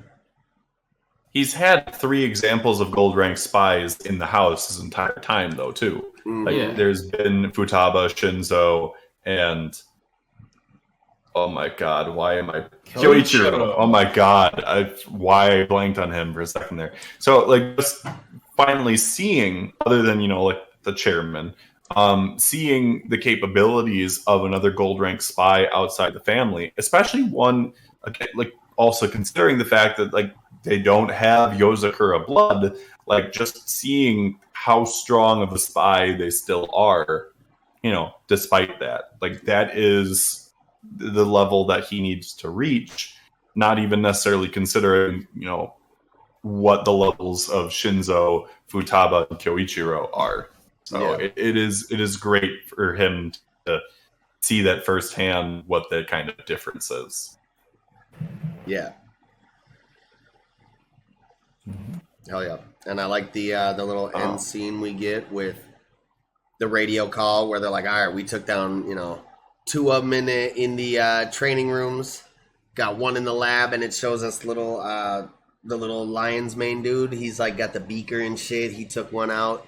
They took 2 out in the greenhouse. We got the pantsuit lady and the fucking sleeping bag girl. Who is she with? The sleeping bag girl. Isn't there somebody standing next to the pantsuit lady though on her right? Or the sleeping. Well, no. The 2 there were the pantsuit lady and the sleeping bag girl. They each took down. Okay, I think that is the Sakuranbo, Mello. I think you're right. Next to her on her right. For some reason, I thought that was somebody standing next to her, and there was 3 people in the greenhouse. But yeah, so yeah, they each took out 1 of them. Dope as fuck. I just can't give me the information on the sleeping bag girl. Come on, man. Like, why you, man? Motherfucking Godira. Let's go. Well, we're probably not even going to see what they're capable of until after this event. Honestly, they're probably going to be left in the dark. And they're just going to show us the capabilities of Futaba's bestie in the next chapter, if anything. Like, I need that. I need the Shura shit too, man. Dude, the Shura stuff on page 17 was funny because they're like, dum dum dum dum, it's me and Futaba, and then the dudes in the back are like, yikes, it's Shura. Right. Go ahead, Axel. Oh boy, she seems like an unreasonable sort. I'm very curious to see where this is all leading up to, though, because per Kyoichiro, they're like, this doesn't really make sense. We haven't found any bombs yet. Of the enemies that we've destroyed, they have been unorganized and none of them have been carrying a bomb. So, what is their real target? And so I at least have two thoughts on where or who the potential target could be. At this point in time, I'm honestly thinking that Momo potentially knows who and or where Giga is and is specifically trying to target Giga because by taking Giga out of the equation, that will, cripple the technological capabilities, that the organization has right now. If I had a completely left field guess, it would be like, haha, your organization wasn't my target at all, and I'm actually going after Hinakiku. But that is my completely left field. I'm gonna go target the other organization that we haven't covered in X amount of chapters. But honestly speaking, I think that potentially the target for Momo with this is, Giga. the real person or location of Giga, especially if up until this point, Giga has had all this information and access to see what's going on, but Giga hasn't been able to produce any kind of results yet. Giga wasn't able to detect any unusual activity or persons, couldn't discover anything that remotely resembled a bomb. Sure, Giga was able to see the body counts after they were disposed of, but up until this point, Giga isn't able to get any kind of discernible information. So with that in mind, with Giga focusing in on this, is this the perfect opportunity for Momo to come in and be like, aha, you were gonna vote my family out of the organization? Well, you're dead. Since, that is Momo's current objective. Yeah. I think you definitely could be onto something, and I think we even touched on this in the last review where I thought on page 3 and 4 of last chapter, during Momo's speech, he talks about how there's always been people that want to meddle and interfere with the Yozakura family, and he says, I bet you think that even now at this very moment you're watching me from total safety, but you're not. I'm watching you too. And it shows a shadowy figure in a chair watching the video through a screen. And I thought maybe it could be the person that Kyoichiro hinted at a couple arcs back, that is trying to quote-unquote hurt the Yozakura family. But Mello, I believe, brought up the alternate possibility that this shadowy figure could be Giga, and that Giga may be, a target here in this situation. So I definitely think you're onto something there. I think that for sure could be a possibility. And the fact that you brought up that it would cripple their, technological capabilities definitely adds to that and lends to that even more. So glad you to have you on board. Just wanted to bring that up because that, these panels and the discussion from last week, tied well into kind of what you were talking about. Mm-hmm. So, yeah. Man, Giga, fuck. Giga might be out of there, bro. Yeah. That's what you get for having lazy character design. Which, has always been a funny, just running gag. The fact that there was just a stickman spy, back during the character creation contest, that was a thing. Just great. I don't know if this was covered or not while I was interneted out. Did we cover the mysterious someone that Shinzo and Ryu were talking about or alluding to at the end of Shinzo's reminiscing? I don't believe we did. They talked about, I wish we could show him how strong you've gotten, and then Shinzo just says, yeah. And Tayo kind of What? notices it. What page is that on? That is page 7. Yeah, the top of page 7, yeah. I don't know. I wondered about that, but I really have no idea who it could be. I don't know. Nobody pops into my mind. You know what?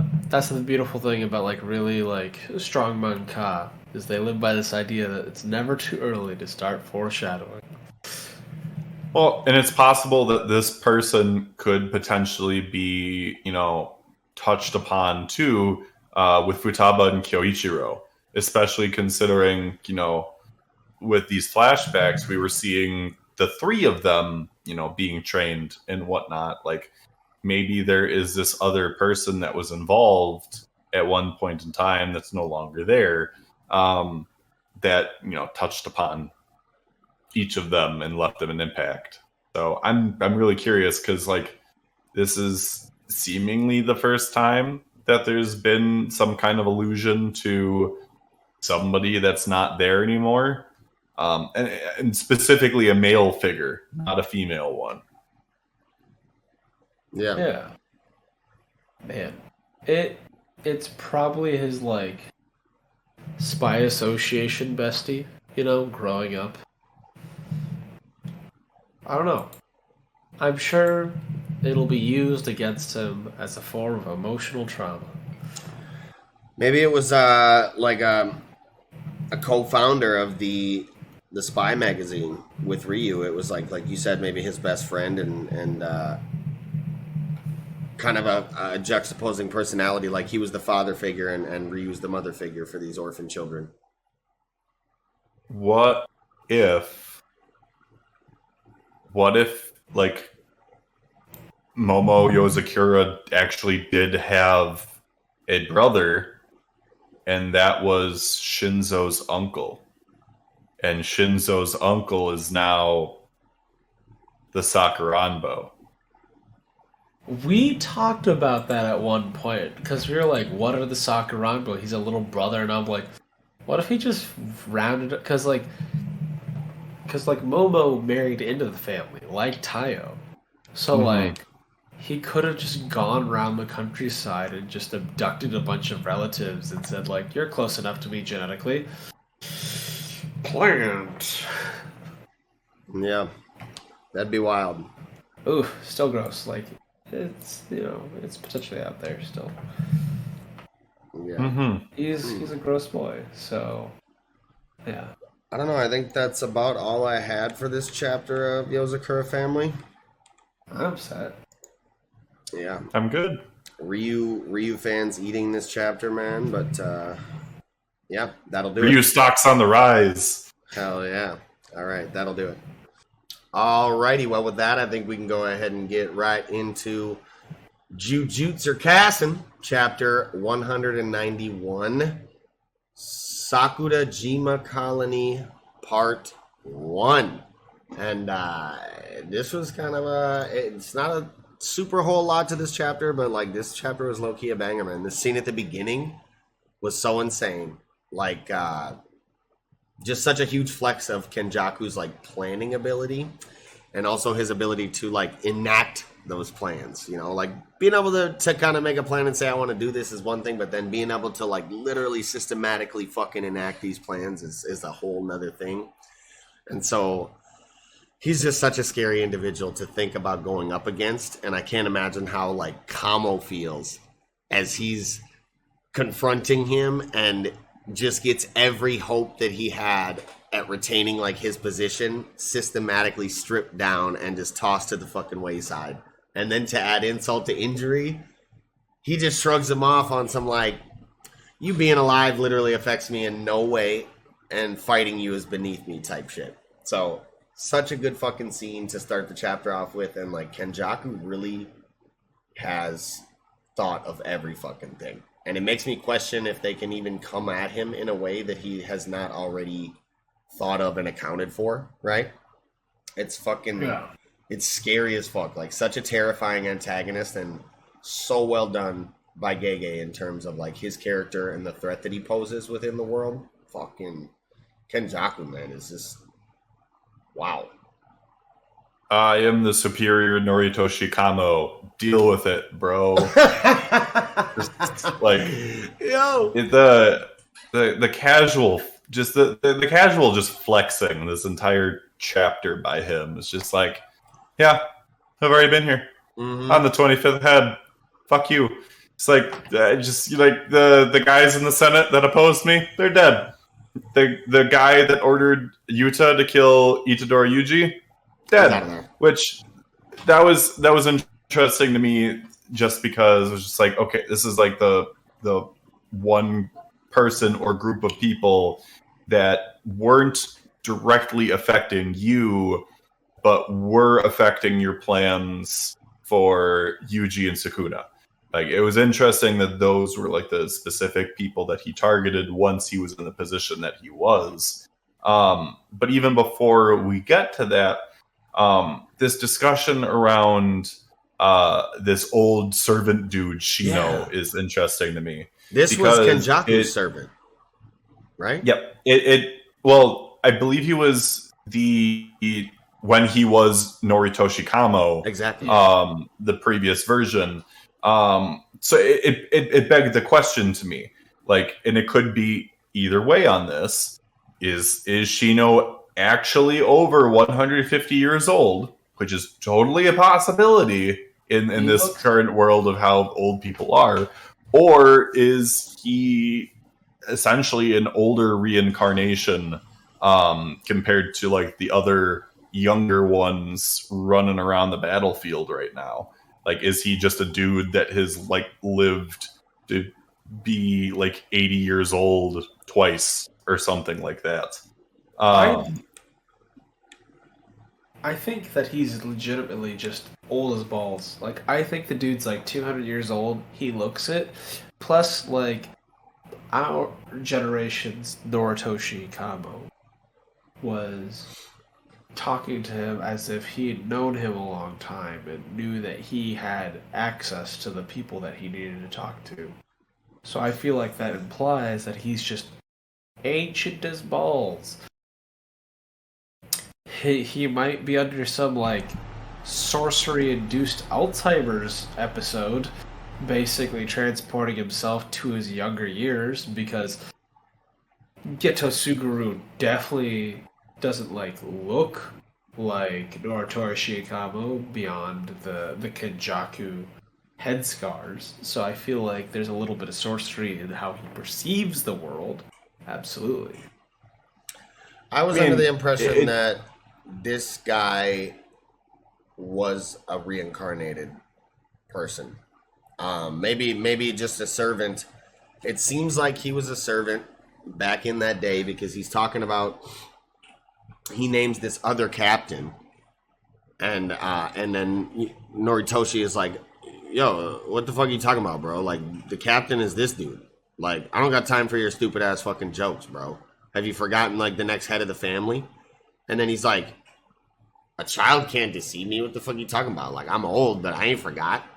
You do sort of look like Buddy, though. And he's talking about Kenjaku, ex Noritoshi Kamo, right? So it seemed to me, at least, my interpretation of the situation is that, like, maybe if nothing else, this was just the servant from Kenjaku's day that maybe he liked. So he's like, fuck it, I'm gonna reincarnate you too.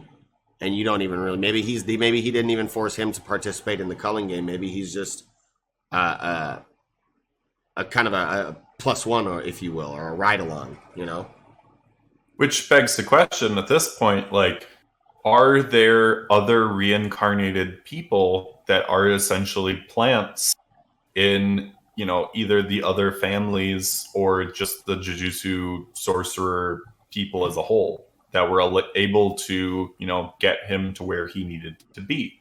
Like, were there other people in the Kamo clan that were reincarnations? Were there other conservative members of the Jujutsu sorcerers that were also reincarnations? Like, his scope right now is insane. Mm-hmm. And we have only seen like glimpses of what he's been doing. Like the fact that he's even been talking to China, like he went outside of Japan to China and or just talked to a Chinese delegation. But honestly speaking, he probably went to China. Yeah. Like the machinations that are going on with his plan are insane. Like it's very possible that like he put people into place where he needed to in order to insert himself as the now 25th head of the Kamo clan, and as well as, you know, that conservative seat,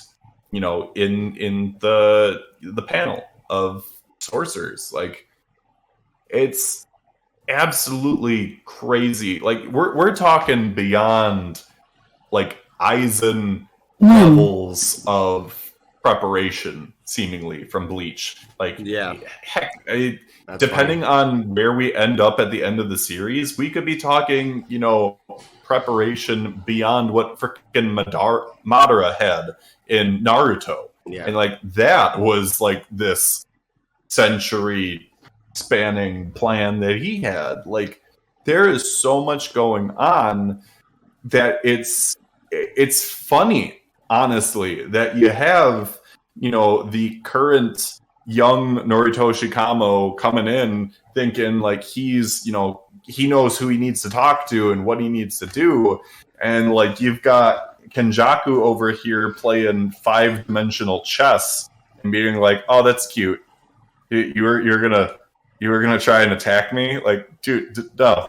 Don't even. I don't want to make a mess of this place right now. Like, just you can go. It's fine. You being alive does not affect my plans one way or another. And then Kamo is just like, I'm so angry, I'm gonna go get a haircut. That's fair, man. Yo. Also, like, why the you have to idea do him like that, though? You ain't have to do him like that. I mean, He said, I'm so angry, I'm gonna go get a haircut. This is Bad Boy Summer. Let's go. I'm fucking screaming. That's hilarious, bro. But yeah, Kenjaku really like is on some Aizen type shit. That's funny that you said that because I was gonna make that comparison earlier, but I didn't want to like, you know, I didn't want to have anybody getting on my heels like, why you found Aizen's way better. But yeah, no, he fucking definitely was in the chair on some like, you thought?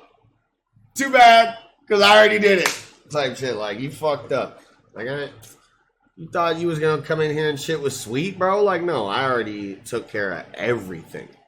You're 5 years too late, according to my last draft. Yo ass. Like, don't get me wrong. Like, Aizen did all these things, but at the end of the day, Aizen didn't put his brain in a female body just to conceive the main character.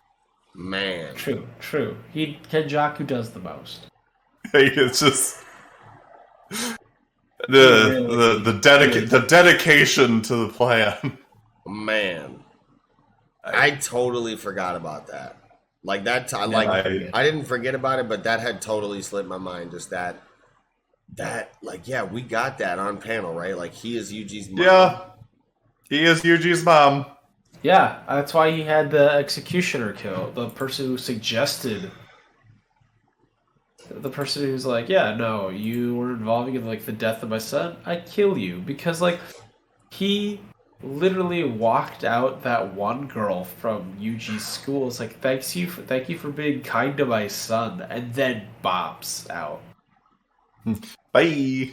He's like, man, I've got other people to harass.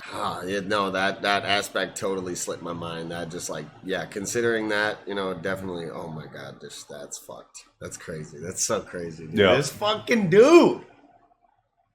What? Yeah. My god. And he probably like knew the genetic makeup, and he was like, this kid is gonna be the vessel for Sukuna. Oh my god, like this fucking dude. He was like, it's going to happen this way. He's going to wind up eating the finger that I placed at this school or whatever the fuck, yo. Yeah. I bet he planned every single thing. Holy fuck. He's been planning this for centuries. He's literally been planning this for centuries. Especially given, you know, how many sorcerers from past eras, like he, you know, contracted into being part of the Culling Games hundreds of years later. Like it's crazy to think of, again, just the scope of things in terms of both, you know, on a world scale as well as a time scale. It is fascinating. Yeah. So it is so funny the fact that a lot of people's fan theories came true, that like he is back to being the head of the Kamo clan. Like it's this is the stuff that I like about Jujutsu Kaisen. Like, don't get me wrong, I enjoy my meathead fights. Yeah. We're gonna be getting meathead fights coming up here, with Maki just beating things down. But like it's these interesting world building, character, political moments in Jujutsu Kaisen that I'm like, yeah, this is the stuff that I'm looking for. This is the stuff that connects, that makes it more interesting as a whole. This is what separates Jujutsu Kaisen as a higher echelon, like upper tier manga within the publication. You know, like this is what keeps us coming back and regarding this as one of the top tier chapters every week. You know, and this is what keeps us just commending Gege's, you know, writing skill and you know, literary and artistic skill week in, week out. Like this dude, this Gege is a fucking animal. This manga. Man. The thing that I really like is, like, as a story as a whole, there's always a focus on, like, generational differences and, like, how, it's like Kenjaku his plans have been like a generational curse upon so many different families throughout the series. And then the fact that, like, you know, the Jujutsu headquarters, right? Like the main decision-making board has become corrupt, become, you know, influenced by Kenjaku's ideals throughout multiple generations, to the fact that, like, now the organization is no one left but the corrupt and Kenjaku's ideals, as they have weeded out everything else. And then the fact that, like, the cherry on top for, like, that metamorphosis of, like, the old generation becoming corrupt and, like, becoming a monster unto themselves and doing more harm than any of the good that they would have claimed to have done. But, like, Naoya Zenin's transformation into a curse is, like, the perfect, like, cherry on top for that, because he was the poster boy for the main headquarters. He was gonna become the new face, the next generation of those kind of the boys club. Yeah. Of rulers that they had, the political movers and shakers. And then the whole idea of the fall and corruption of the government, and then Naya's transformation really just shows that, like, as a whole in Jujutsu society, there's not a lot of difference between the sorcerer and the monster. Yeah. Yeah. So I guess that's a pretty good segue into, like, the latter portion of the chapter here. Man, the fact that this fucking worm thing is Naoya is, like, mind-boggling to me. Like, I'm just sitting here wondering, like, how did he become this thing? So last we saw, he was his death scene, pretty much, right? As far as we could tell. He got stabbed in the back by his bomb. Yeah, and so did he become a curse when he died through, like, malice and hate and shit like that and regret? I mean, he regretted it. Like, he was saying lines like, not like this, how can it be like this? Maki, I hate you, I hate you, I hate you. Yeah, like, that was how he died. Yeah. And slowly. So maybe he cursed Maki and became a cursed spirit through his death and shit. Fuck. Yeah. So yeah, like, this go ahead. Or because, like, Kenjaku has the ability to manipulate the spirit. He could have collected Naoya's spirit and been like, I can give you your chance to revenge, but you have to participate in a game of mine. So the only thing that I have against that idea is just because like he wasn't already in the game to begin with. Yeah. Like once the game started, Kenjaku was just like, it's out of my hands at this point. It's already a thing in motion.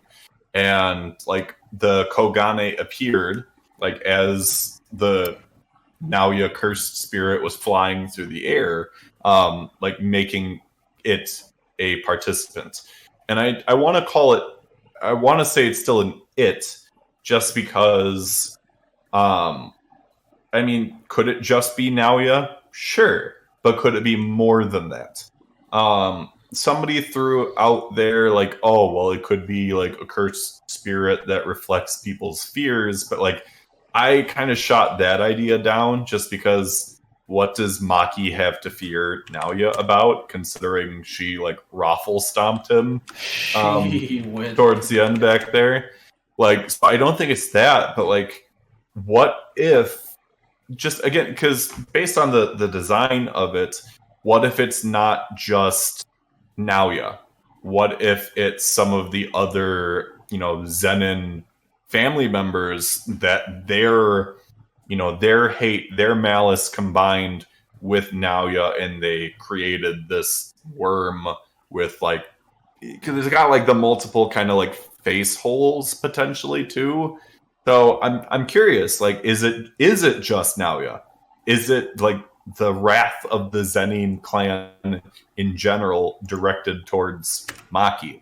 Like, I want this next chapter just so I can get more information, because I'm really curious. But either way, like, at least on the Naoya side of things, like, this cursed spirit took his speed and amplified it, because like it's going so fast that Noritoshi and even Maki were not able to react to it.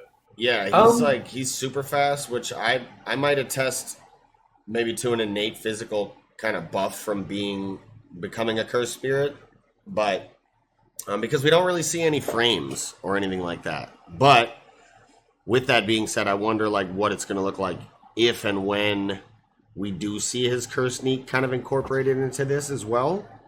Like, that's going to be super or how it potentially could have changed and contorted through death, because we know curse technique and cursed energy kind of grows and becomes stronger through death. So like, yeah, like we honestly don't know what the fuck his curse technique or possibly his domain could look like at this point. Like, I'm on the edge of my seat to see more about this Naoya worm, more about how exactly he got to where he is now. Like, I'm trying, dude, just give me all the shit. Give me all the shit. Honestly, the fact that he came out of that definitely confirms my theory that the caterpillar itself was basically like a hornworm shape, because there are wasps that lay their eggs in the caterpillars, and it keeps it alive, but they are basically parasites that, like botflies, burst through the surface. Yeah. So because we definitely saw the like maggoty things surrounding Naoya's face as he was bursting forth. So it could be a curse that is basically the massacred remainder of the Zenin clan, and that the caterpillar basically represents the clan itself, but these people, because of how full of regret, anger, and hatred, and like disdain for their peers, including their own family, they are reborn as curses, as parasites within the caterpillar. The caterpillar represents the clan. The maggots represent, the corrupt Zenin. So, yeah, keeping a thing alive but still feeding off it. It kind of makes me think of that kind of idea. The thing that came to my mind, and this is a very off the walls reference, but do either of you read any of the Junji Ito collection stuff? Like the cat books, yeah. No, just okay. I've read his cat books, and I've read some of his horror stories. Yeah. Okay, because the thing that this just reminded me of was there's this one story of how this family essentially, they would leave behind their head as a kind of like a worm, and this worm of heads would attach then to the new head of the family.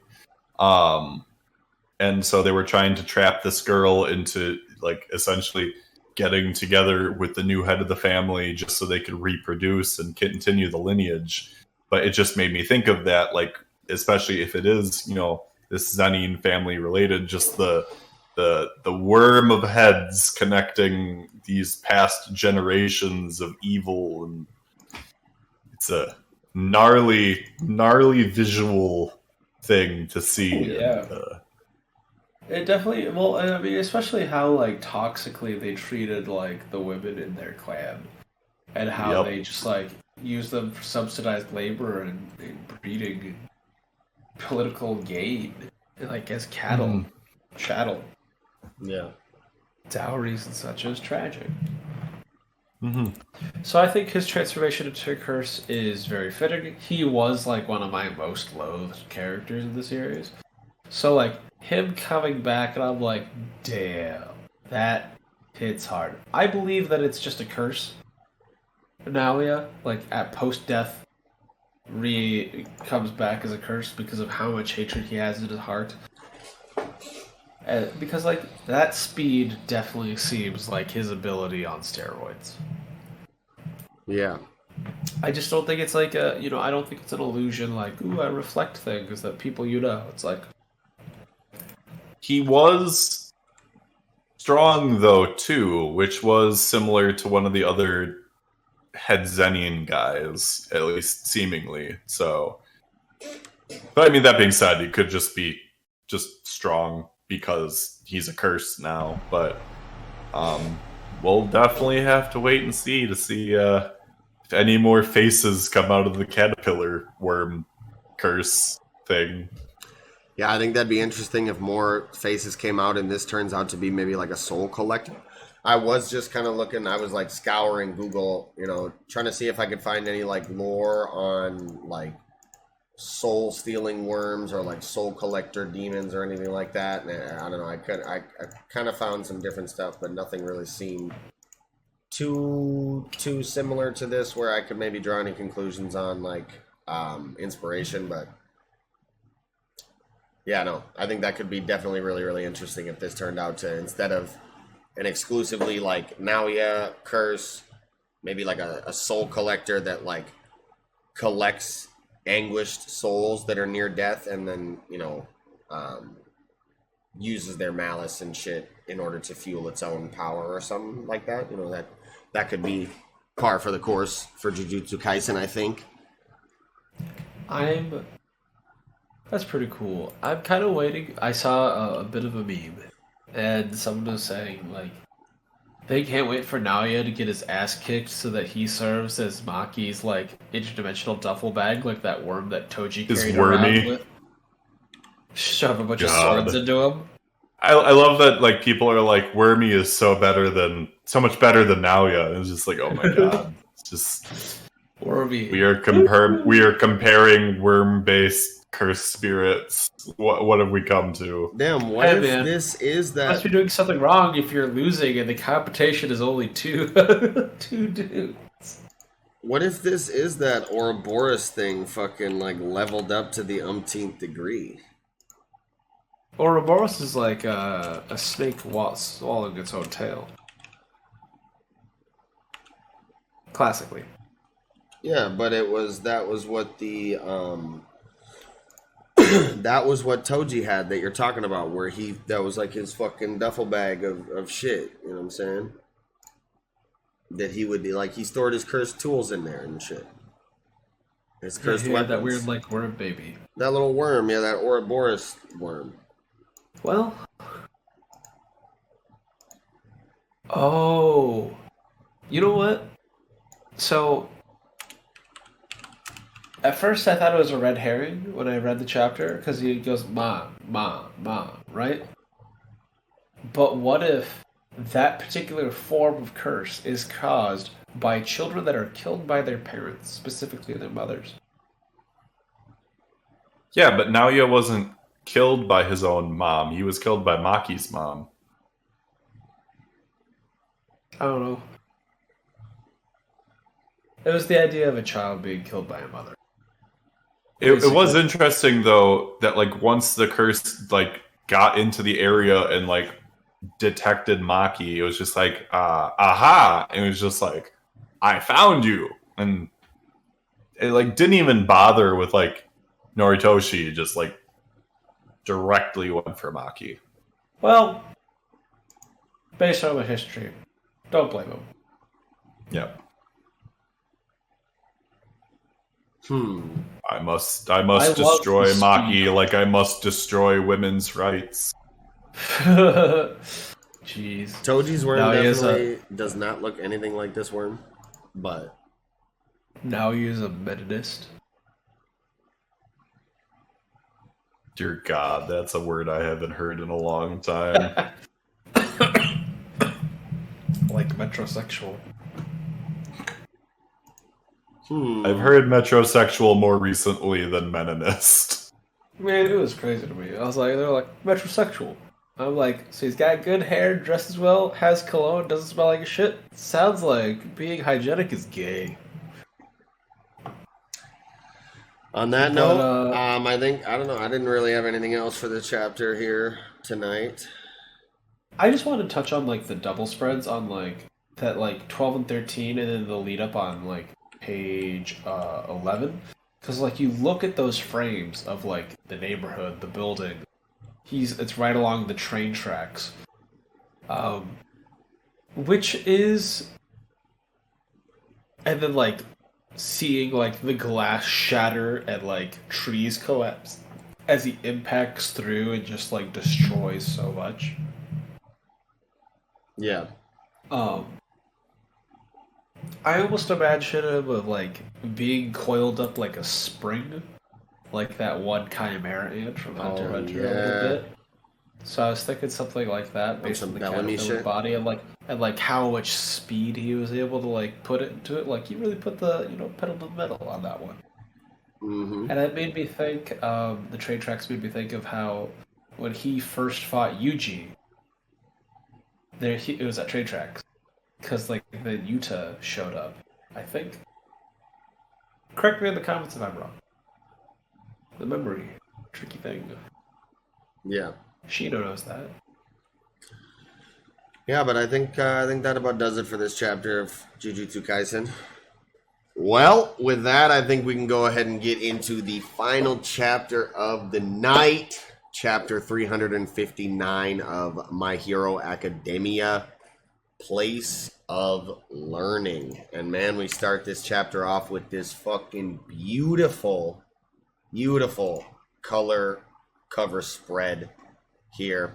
And like we were talking a little bit earlier about the how most mangaka, when they get the color spreads, they have these intense color splashes of like vibrant contrast, whites against the red, all this stuff, as opposed to the aliens area that we were talking about earlier. But anyways, this fucking... it's the 8th anniversary. It was a little different. This 8th anniversary color cover spread is fucking absolutely beautiful. And it's so nostalgic to see all these characters together that we all either love or hate for different reasons. And, me personally on that note, I especially really, really loved... Y'all might not have noticed this, but I loved to see Gentle and La Brava in the background. Did y'all see them? Did you see where they were at? Point them out. So I saw the pointed hair guy and the girl from the music festival art as well. Like, yeah. I mean, this whole colors page spread is literally just the My Hero equivalent of everyone's here from Super Smash Brothers. Yeah. Mm-hmm.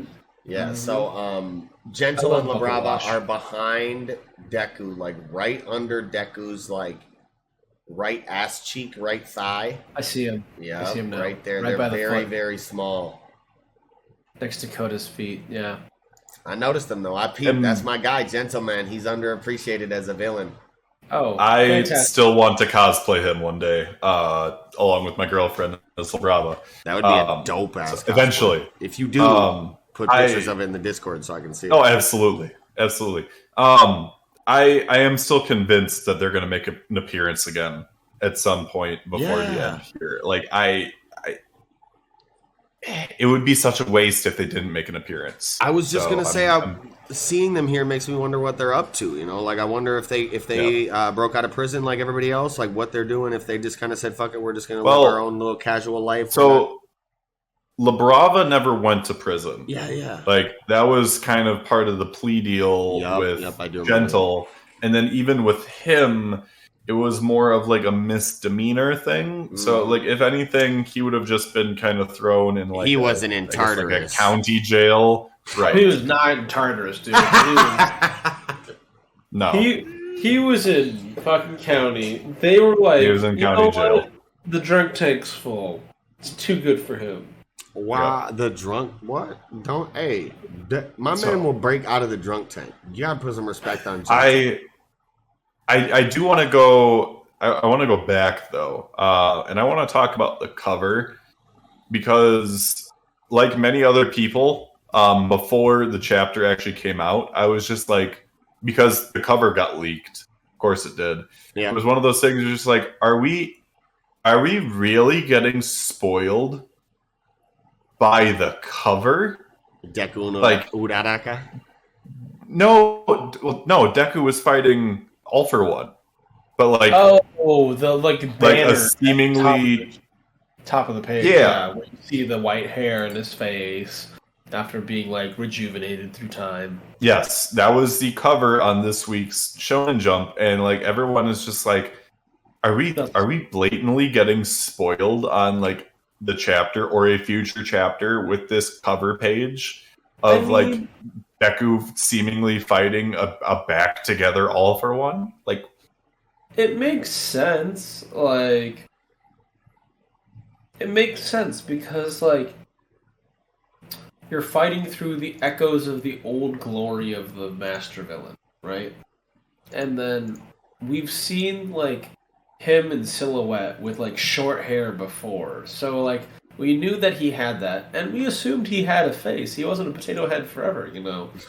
Well, right, but it's just one of those things. Just like, are we actually showing Deku fighting him in that form? Like, is this actually happening? And they're just blatantly spoiling it for us on the cover. Like that was just like the big discussion that was going on online, and then it turned into a Bakugo chapter. So you know, it like didn't happen, but still. Horikoshi likes to play his games, you know. You thought you were the traitor? Psych, double reveal. I mean, we obviously always assumed he'd be fighting him. So, like, in that aspect, I don't know that you could call it a spoiler. You know, it's kind of been up in the air as to whether he would fight, you know, All for One proper or, like, Shigaraki All for One. But with that being said, like, again, like Mello said, we've seen the panels of him silhouetted with the hair, with the smile, with the face, younger, before he was all fucked up and, you know, crippled and scarred. So I think to call it a blatant spoiler is, like, a little bit of a reach, but...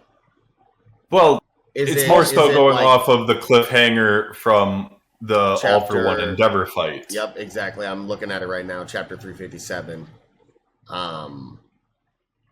Where Deku is pulling up, you know, he's presumably on his way, like he said, to the Shigaraki fight. Who knows? Maybe he accidentally runs into... Maybe they fiddled with his thing, so his coordinates were wrong or something, and he's headed to the All for One fight instead of the Shigaraki fight. But I'm still wondering, you know, again, what these black dots are that are kind of intercepting him on his way. Now that I'm looking at the last panel of the chapter. Yeah. I'm sorry, I don't want to derail the conversation too much here. From so, this chapter. Final thought on the cover of the week. If you look at the perspective of his hands, and then like. I think it's just two separate images that are layered over each other to like create like the illusion of like them fighting each other. Because you could just tilt Deku and then put the ocean behind him and it would be just him, you know, flying across the ocean trying to get there in time. So I feel like it's something like that, to be honest. But that's just me. Yeah, I don't know. It is tantalizing, and it is, Think of those fingies. Think of those fingies of All for One. how they're Look at the contrast. overlapping the hair.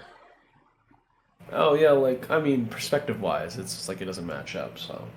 I'm right. You're talking about on the actual magazine cover. Yeah. Yeah, exactly. Yes. Yeah, it definitely is two separate images, like just kind of pasted into the same layer. But yeah, It looks good though. Yeah. It is a young All for One. It's a tantalizing image, like especially with what we saw a couple chapters ago. Yeah, it's a loaded image. But to call it a spoiler when this is something that we expected and know is going to happen pretty much, I don't know. Oops, It's fine now since that wasn't what the chapter was, but leading up to it, it was just kind of like, okay, we are. If the chapter was Deku and All for One fighting, then it would have been like, dang. But yeah, in retrospect, with it being something else, I think it's all right. Right. It's just hype. It's just hype art. Oh, this is All for One. This is Deku. The war's going on. These are the two real main players. So yeah. Man, I love the little cameos that this cover spread is. It's just fantastic. I like the Bubble Wash, the Toyomasu. I like Spinner. They're just doing their best. Look at them go. Yeah. The color cover is definitely super super gas. But I guess getting into the chapter, the Fox lady's there. Sorry.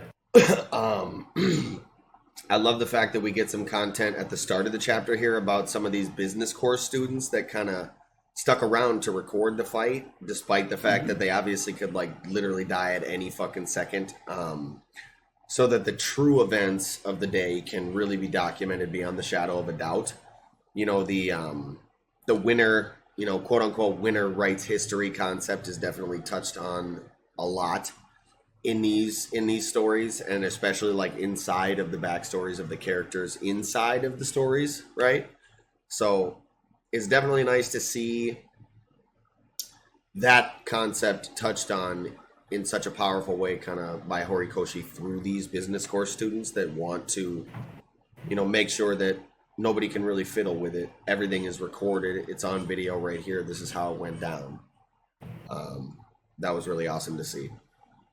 It's a nice parallel to real life where in war, in similar events like it, you would have reporters and or historians that were willing to risk their lives just so that history could be recorded for, future generations to see how those events transpired. Yeah. And these kids who are third years themselves are our colleagues, our peers are literally upstairs and all around us right now, risking their lives to take down Shigaraki. So the least we can do, because the whole point of the business course is to, go about the promotion of heroes and whatnot. Yep. It is our duty to record what is going on so that people can see what happened here. And it's respectable. Even if you have the swirly haired guy essentially leading the charge, the weirdest looking one. The mega of the bunch, fucking Beehive buddy. The mega beehive. Yeah, that's what I was gonna say. The beehive that bursts open when he's frustrated. Great quirk. Yeah, I wonder what his quirk is. That's funny. Volcano. That's head. it. It's probably online somewhere, but yeah.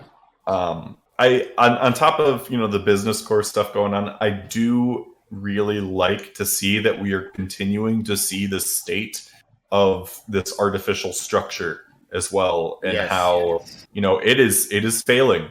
They recognize that it is not going to be lasting in the sky, especially because they did not account for Shigaraki and the sheer amount of mass that his body could produce. Yeah. Which, you know, conservation of mass, screw that. You know, it's just like he could make hands out of nothing, and they're really heavy.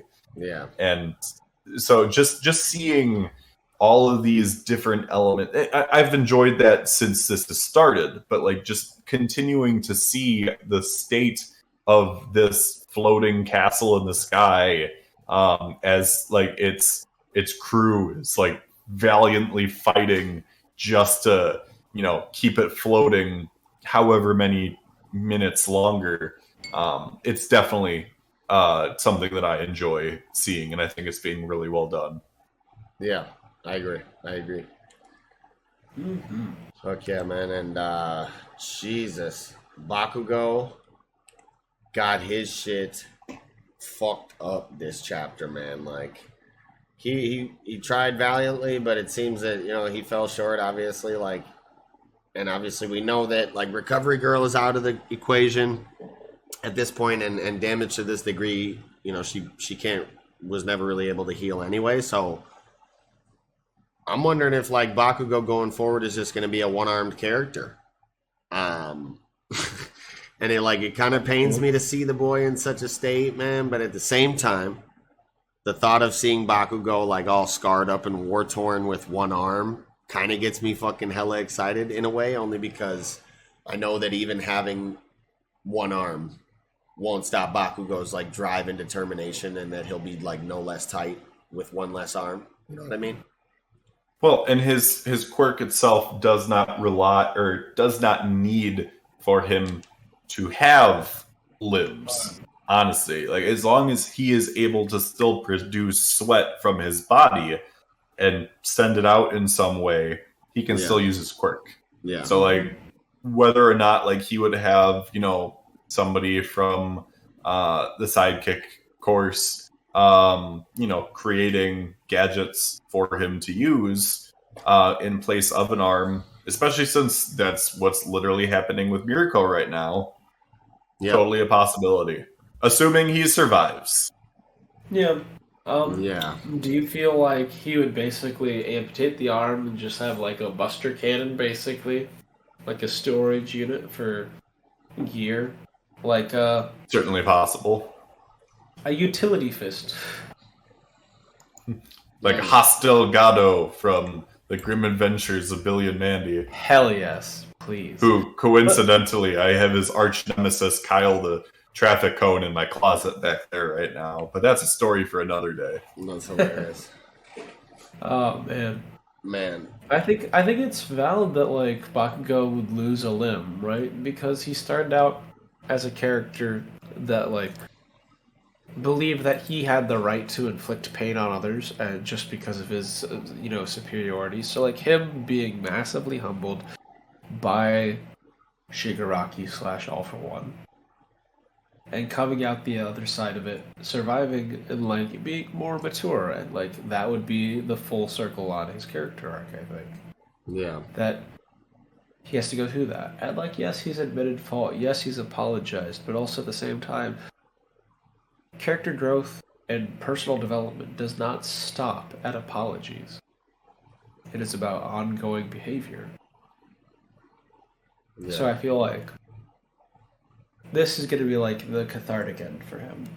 Not like the end, like he's going to die. Hopefully he doesn't die. I want him to, like, you know, live with the sins of his youth and, like, actually grow and be a useful, like, member of society. Yeah. And, like, but I definitely think, like, amputation's on the board because, like, we have Mirko, we have Eraserhead, we have, you know, Jiro losing a fucking ear, Jack and all. So Best Genus has only one lung at this point. Best Genus had one lung. All Might didn't started out without a stomach. Yeah, he had like he was missing like a quarter of his stomach and his left lung as well. Yeah, he was Hawk just- says chicken wings at this point rather Yeah, than full-blown hawk exactly. wings. Yeah. He has prosthetic wings, so like I'm totally for it. I think this is going to be one of those series where like maybe not everyone dies, but not a lot of people are gonna come out unscathed.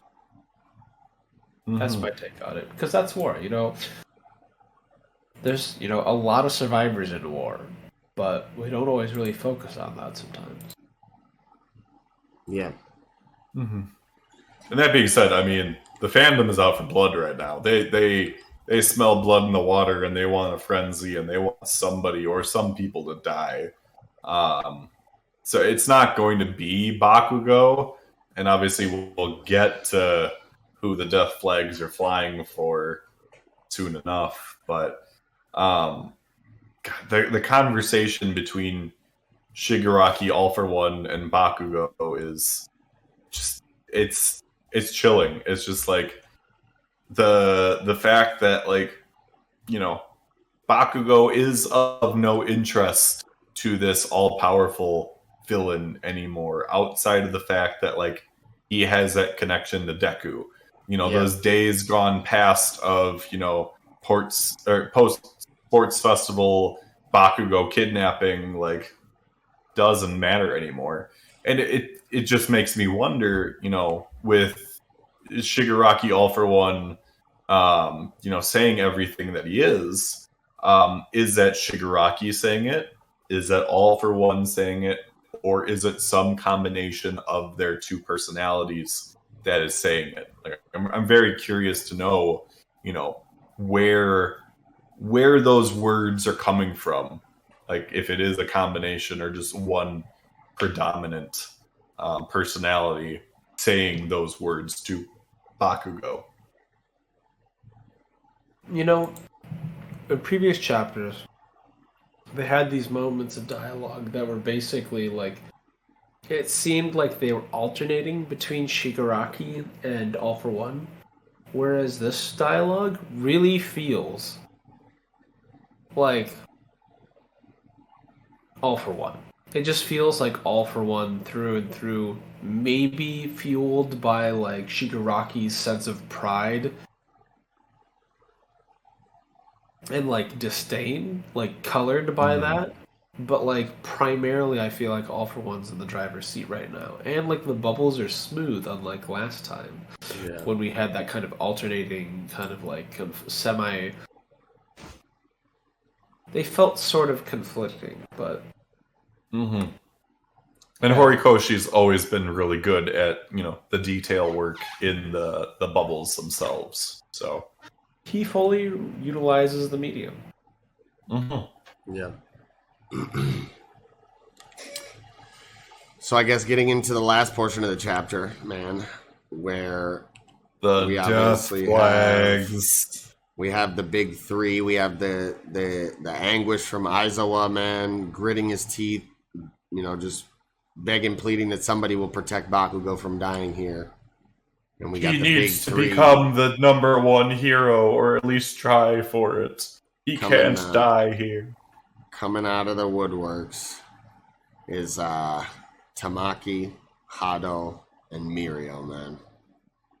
Big three.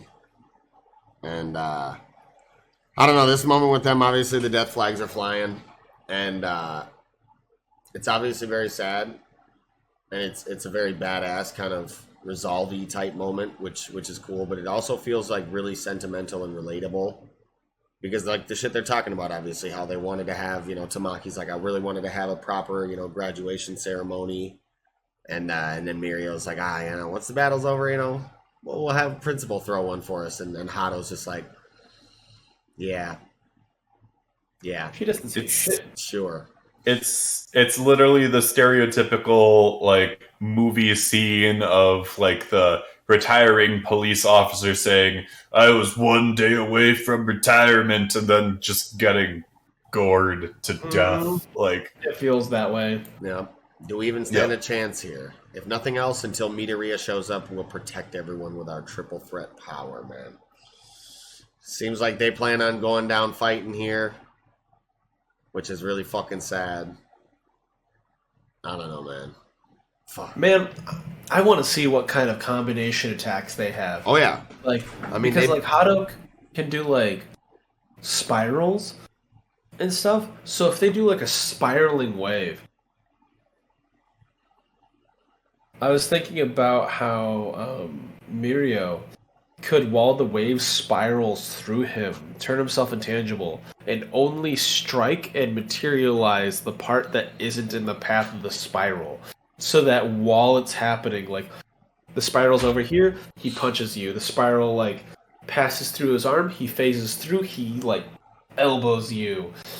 Or something like that, or, like, kicks you. And he just does, like, a combination attack where he's, like, being kind of, like, semi-thrust by the spiral's momentum. Yeah. I mean, we're definitely going to see some insane combo attacks. Like, they're best friends. They've been going to school with each other for 3 years now. They're the top 3, prospective heroes in their class and in the school overall. So, like, they definitely will have some sick combo moves, with each other. There's going to be a high level of synchronicity, I feel like, just because of their familiarity with one another. And I can't wait to see the kind of shit they pull out, bro.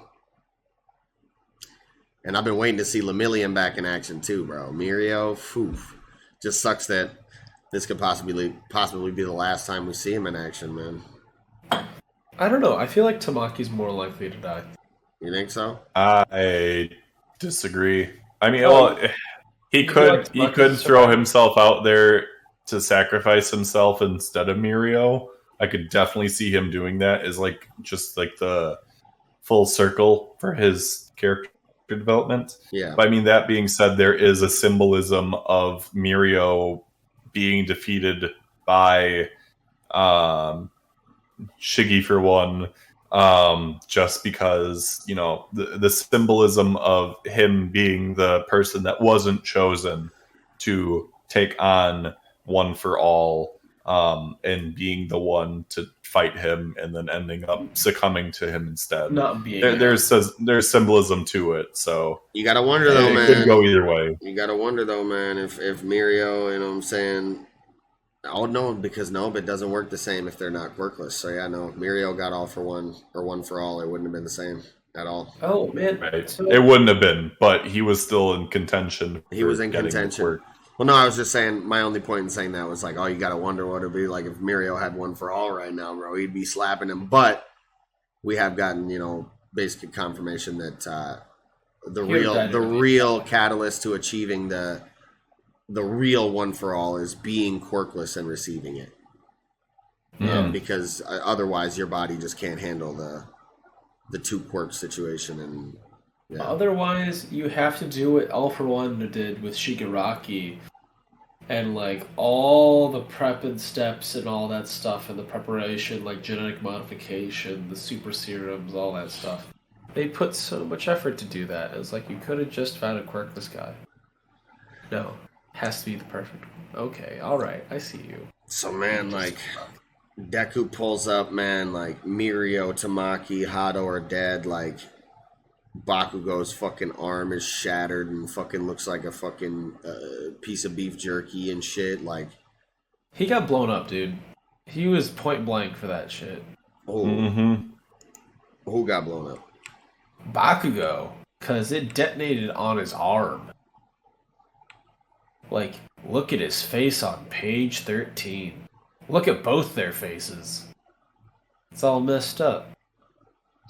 Oh, I mean, I guess I got the impression that maybe you're probably right. It probably was the explosion. I guess I got the impression that maybe Shigaraki kind of raked him across the face when he went to go grab his arm and then just crushed his fucking arm. It looks to me for sure like on page 10, like he grabs his arm and just crushes it. Like it didn't get blown up like that. Like he's fucking crushing his arm, and he literally says, "Fantastic." He's commending him on his quirk and the level that he's refined it to. You condense your blast to curtail widespread damage while at the same time boosting the sheer force. Fantastic. That's why this has got to go. And at that very moment, he grabs his arm and fucking crushes the fuck out of it. Yeah, and it's storing all of that nitroglycerin sweat. So I thought that was exploded. But I wonder though what shattered it, because it's on the previous page that we get the face damage, and that his gauntlet has been shattered. So I wonder if that wasn't the pure concussive force, and then maybe the shrapnel kind of tore his face like that, and then Shiggy just grabs his arm and fucking. I think that he was doing like the blast, plus he grabs it and crushes it and probably exposes more fuel to the blast, which causes like, you know, the explosion of his like fleshy arm. You can see some pieces bouncing off Baku's skull. I don't know. I think that by breaking the toy, he just took the brunt immediately.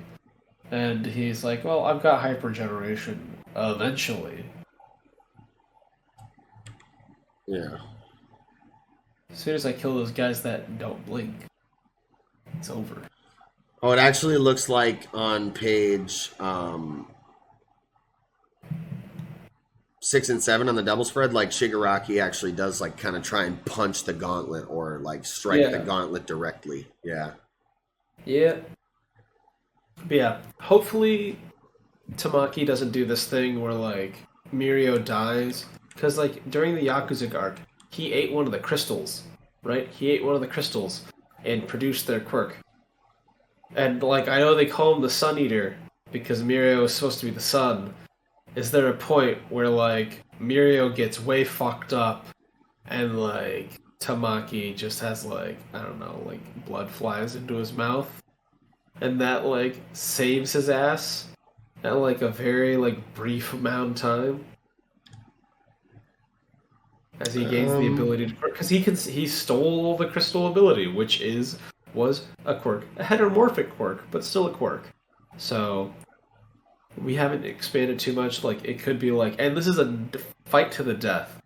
So like Himiko Toga's quirk awakening, this could be Tamaki's, but it'd be like, you know, I beat him with your help, but I didn't beat him with you because you fell before me. Yeah. You know, that kind of thing. Because there, you know, in any war there has to be, you know, some of your comrades have to die because there's no such thing as a war without casualties. Mm-hmm. Other than that, I don't think I have anything else for my hero. This was a very satisfying chapter, but that's just me. I've got one thing. Okay. Yeah, so, Eagle, you mentioned how you're not necessarily in touch as much with like the weekly discourse on series, and one of the big issues. There are a lot of people that had issues with the translation for this chapter, with like, why is Bakugo making baseball analogies and whatnot in his conversation with Shigaraki? It's like talking about the major leagues and the Grand Slam, and people were like, well, I like the fan translation better. And it's just like, okay, I mean, cool. The fan translation didn't make baseball analogies, but maybe the actual version did. Maybe Horikoshi did intentionally put it in there. Japan. Because, I mean, the thing is, baseball's huge in Japan. Yeah. It is absolutely huge in Japan. And My Hero had a baseball OVA on top of that. Mm-hmm. So, like, it's also not that weird in the context of like, oh, well, superheroes, you know, they make, you know, analogies to different things all the time. I don't necessarily remember Bakugo making a baseball analogy in the past, but it doesn't make this analogy that he made wrong. Like, yeah. Because it absolutely was true. Like, in any other context, Bakugo's ability that he did with the cluster attack would be considered a grand slam. Yeah. Like, it's absolutely an overpowered technique. Like, it's a finisher right there. But in the presence of Shigaraki, like, Bakugo is minor league in comparison to the major league that is Shigaraki. And he's coming to terms with that. And that's just the analogy that he's able to use in that moment. I don't think there's a problem with it. There's a group of people online that were either confused or upset with the baseball usage instead of the fan translation. But at the end of the day, I'm going to trust Caleb, the translator, because he has a degree, and I'm assuming that, you know, that is what he picked up on when he decided to translate the chapter. Like, Yeah. it doesn't feel like something that like he would just choose out of the blue. Willy-nilly. And I don't even Right. think, I think, Shigaraki is talking shit to a degree, but I think this attack, like, he was able to stave it off and keep it from hitting him directly, I think, based on where the singeing is, like, kind of just on his right side. I think it kind of just grazed him. But, like, the scale of this attack on this fucking double spread on 6 and 7 is insane. Like, this fucking attack is massively huge. And I think if this hits Shigaraki directly, it's more of a problem for him. Because, like, the right side of his fucking face is cooked. You know what I'm saying? Yeah. And his fucking damn near looks like he's blind in his right eye and shit. Like, I don't know. I think maybe he's underselling it, and Bakugo's, like, this was a bigger attack than he's given himself credit for. It's just that it was defended well. I don't know. That's really my only point. Well, honestly, the fact that he's willing to shit talk him this much at a very personal level, kind of makes me think that, like, he has paid attention and now recognizes Bakugo as a bit more of a threat. Yeah. And that's why he's trying to demoralize him, because he did the same thing to Endeavor before he got his dome, like, nearly ripped off. And he does that a lot with mostly characters that he cared about. Otherwise, he doesn't really acknowledge them otherwise. Yeah. But yeah, that's it for me. Yeah, I think that is about all I had for this week's chapter of My Hero as well. What do you think, Axel? I'm good. I'm curious to see what happens again, especially considering, like we all said, the death flags are just plain as day with what's going on here. So it's going to be bad news bears for somebody, and potentially crippling for life for whoever survives. However long that life is. But at the end of the day, any one of them are just a measure to prolong things rather than an actual solution. A means to an end. Yep. They know that Deku has to be the one to finish it. So they're just buying time. Yeah. If nothing else. Sad. Well, I don't know. Tamaki's my favorite character, so I'd like to see him survive, but who knows? I don't know. Hado, I'd like to see survive as well. I can definitely see Miro dying, but we'll see. We'll just have to wait and see what happens. Anyways, that will do it for this chapter of My Hero Academia, and that will do it for this episode of the Project Manga Podcast. Thank you all so much for watching. If you did, be sure to slap a like on this video down below if you enjoyed it. Be sure to subscribe to the channel for more fire-ass weekly content. Make sure you comment down below. Let us know what you thought of this week in Shonen Jump. And, if you thought we missed anything in the discussion or whatever, just chop it up with us down there. Also, while you're down there, take a look in that description box where you can find links to any and all of our individual social media accounts, such as Twitter, any online communities such as Discord, audio listening platforms to consume the podcast on, as well as the link to our Patreon if you want to support what we do even more than you do by just watching it. Also, like we said before, you can find any of Axel's links and stuff down below as well. So check him out, check out what he does, all that happy stuff. And this will be another stupendous episode of the Project Manga Podcast wrapping up. I'm your host, Eagle. I'm Mellow Yenis. And I'm Axel. Sarabada.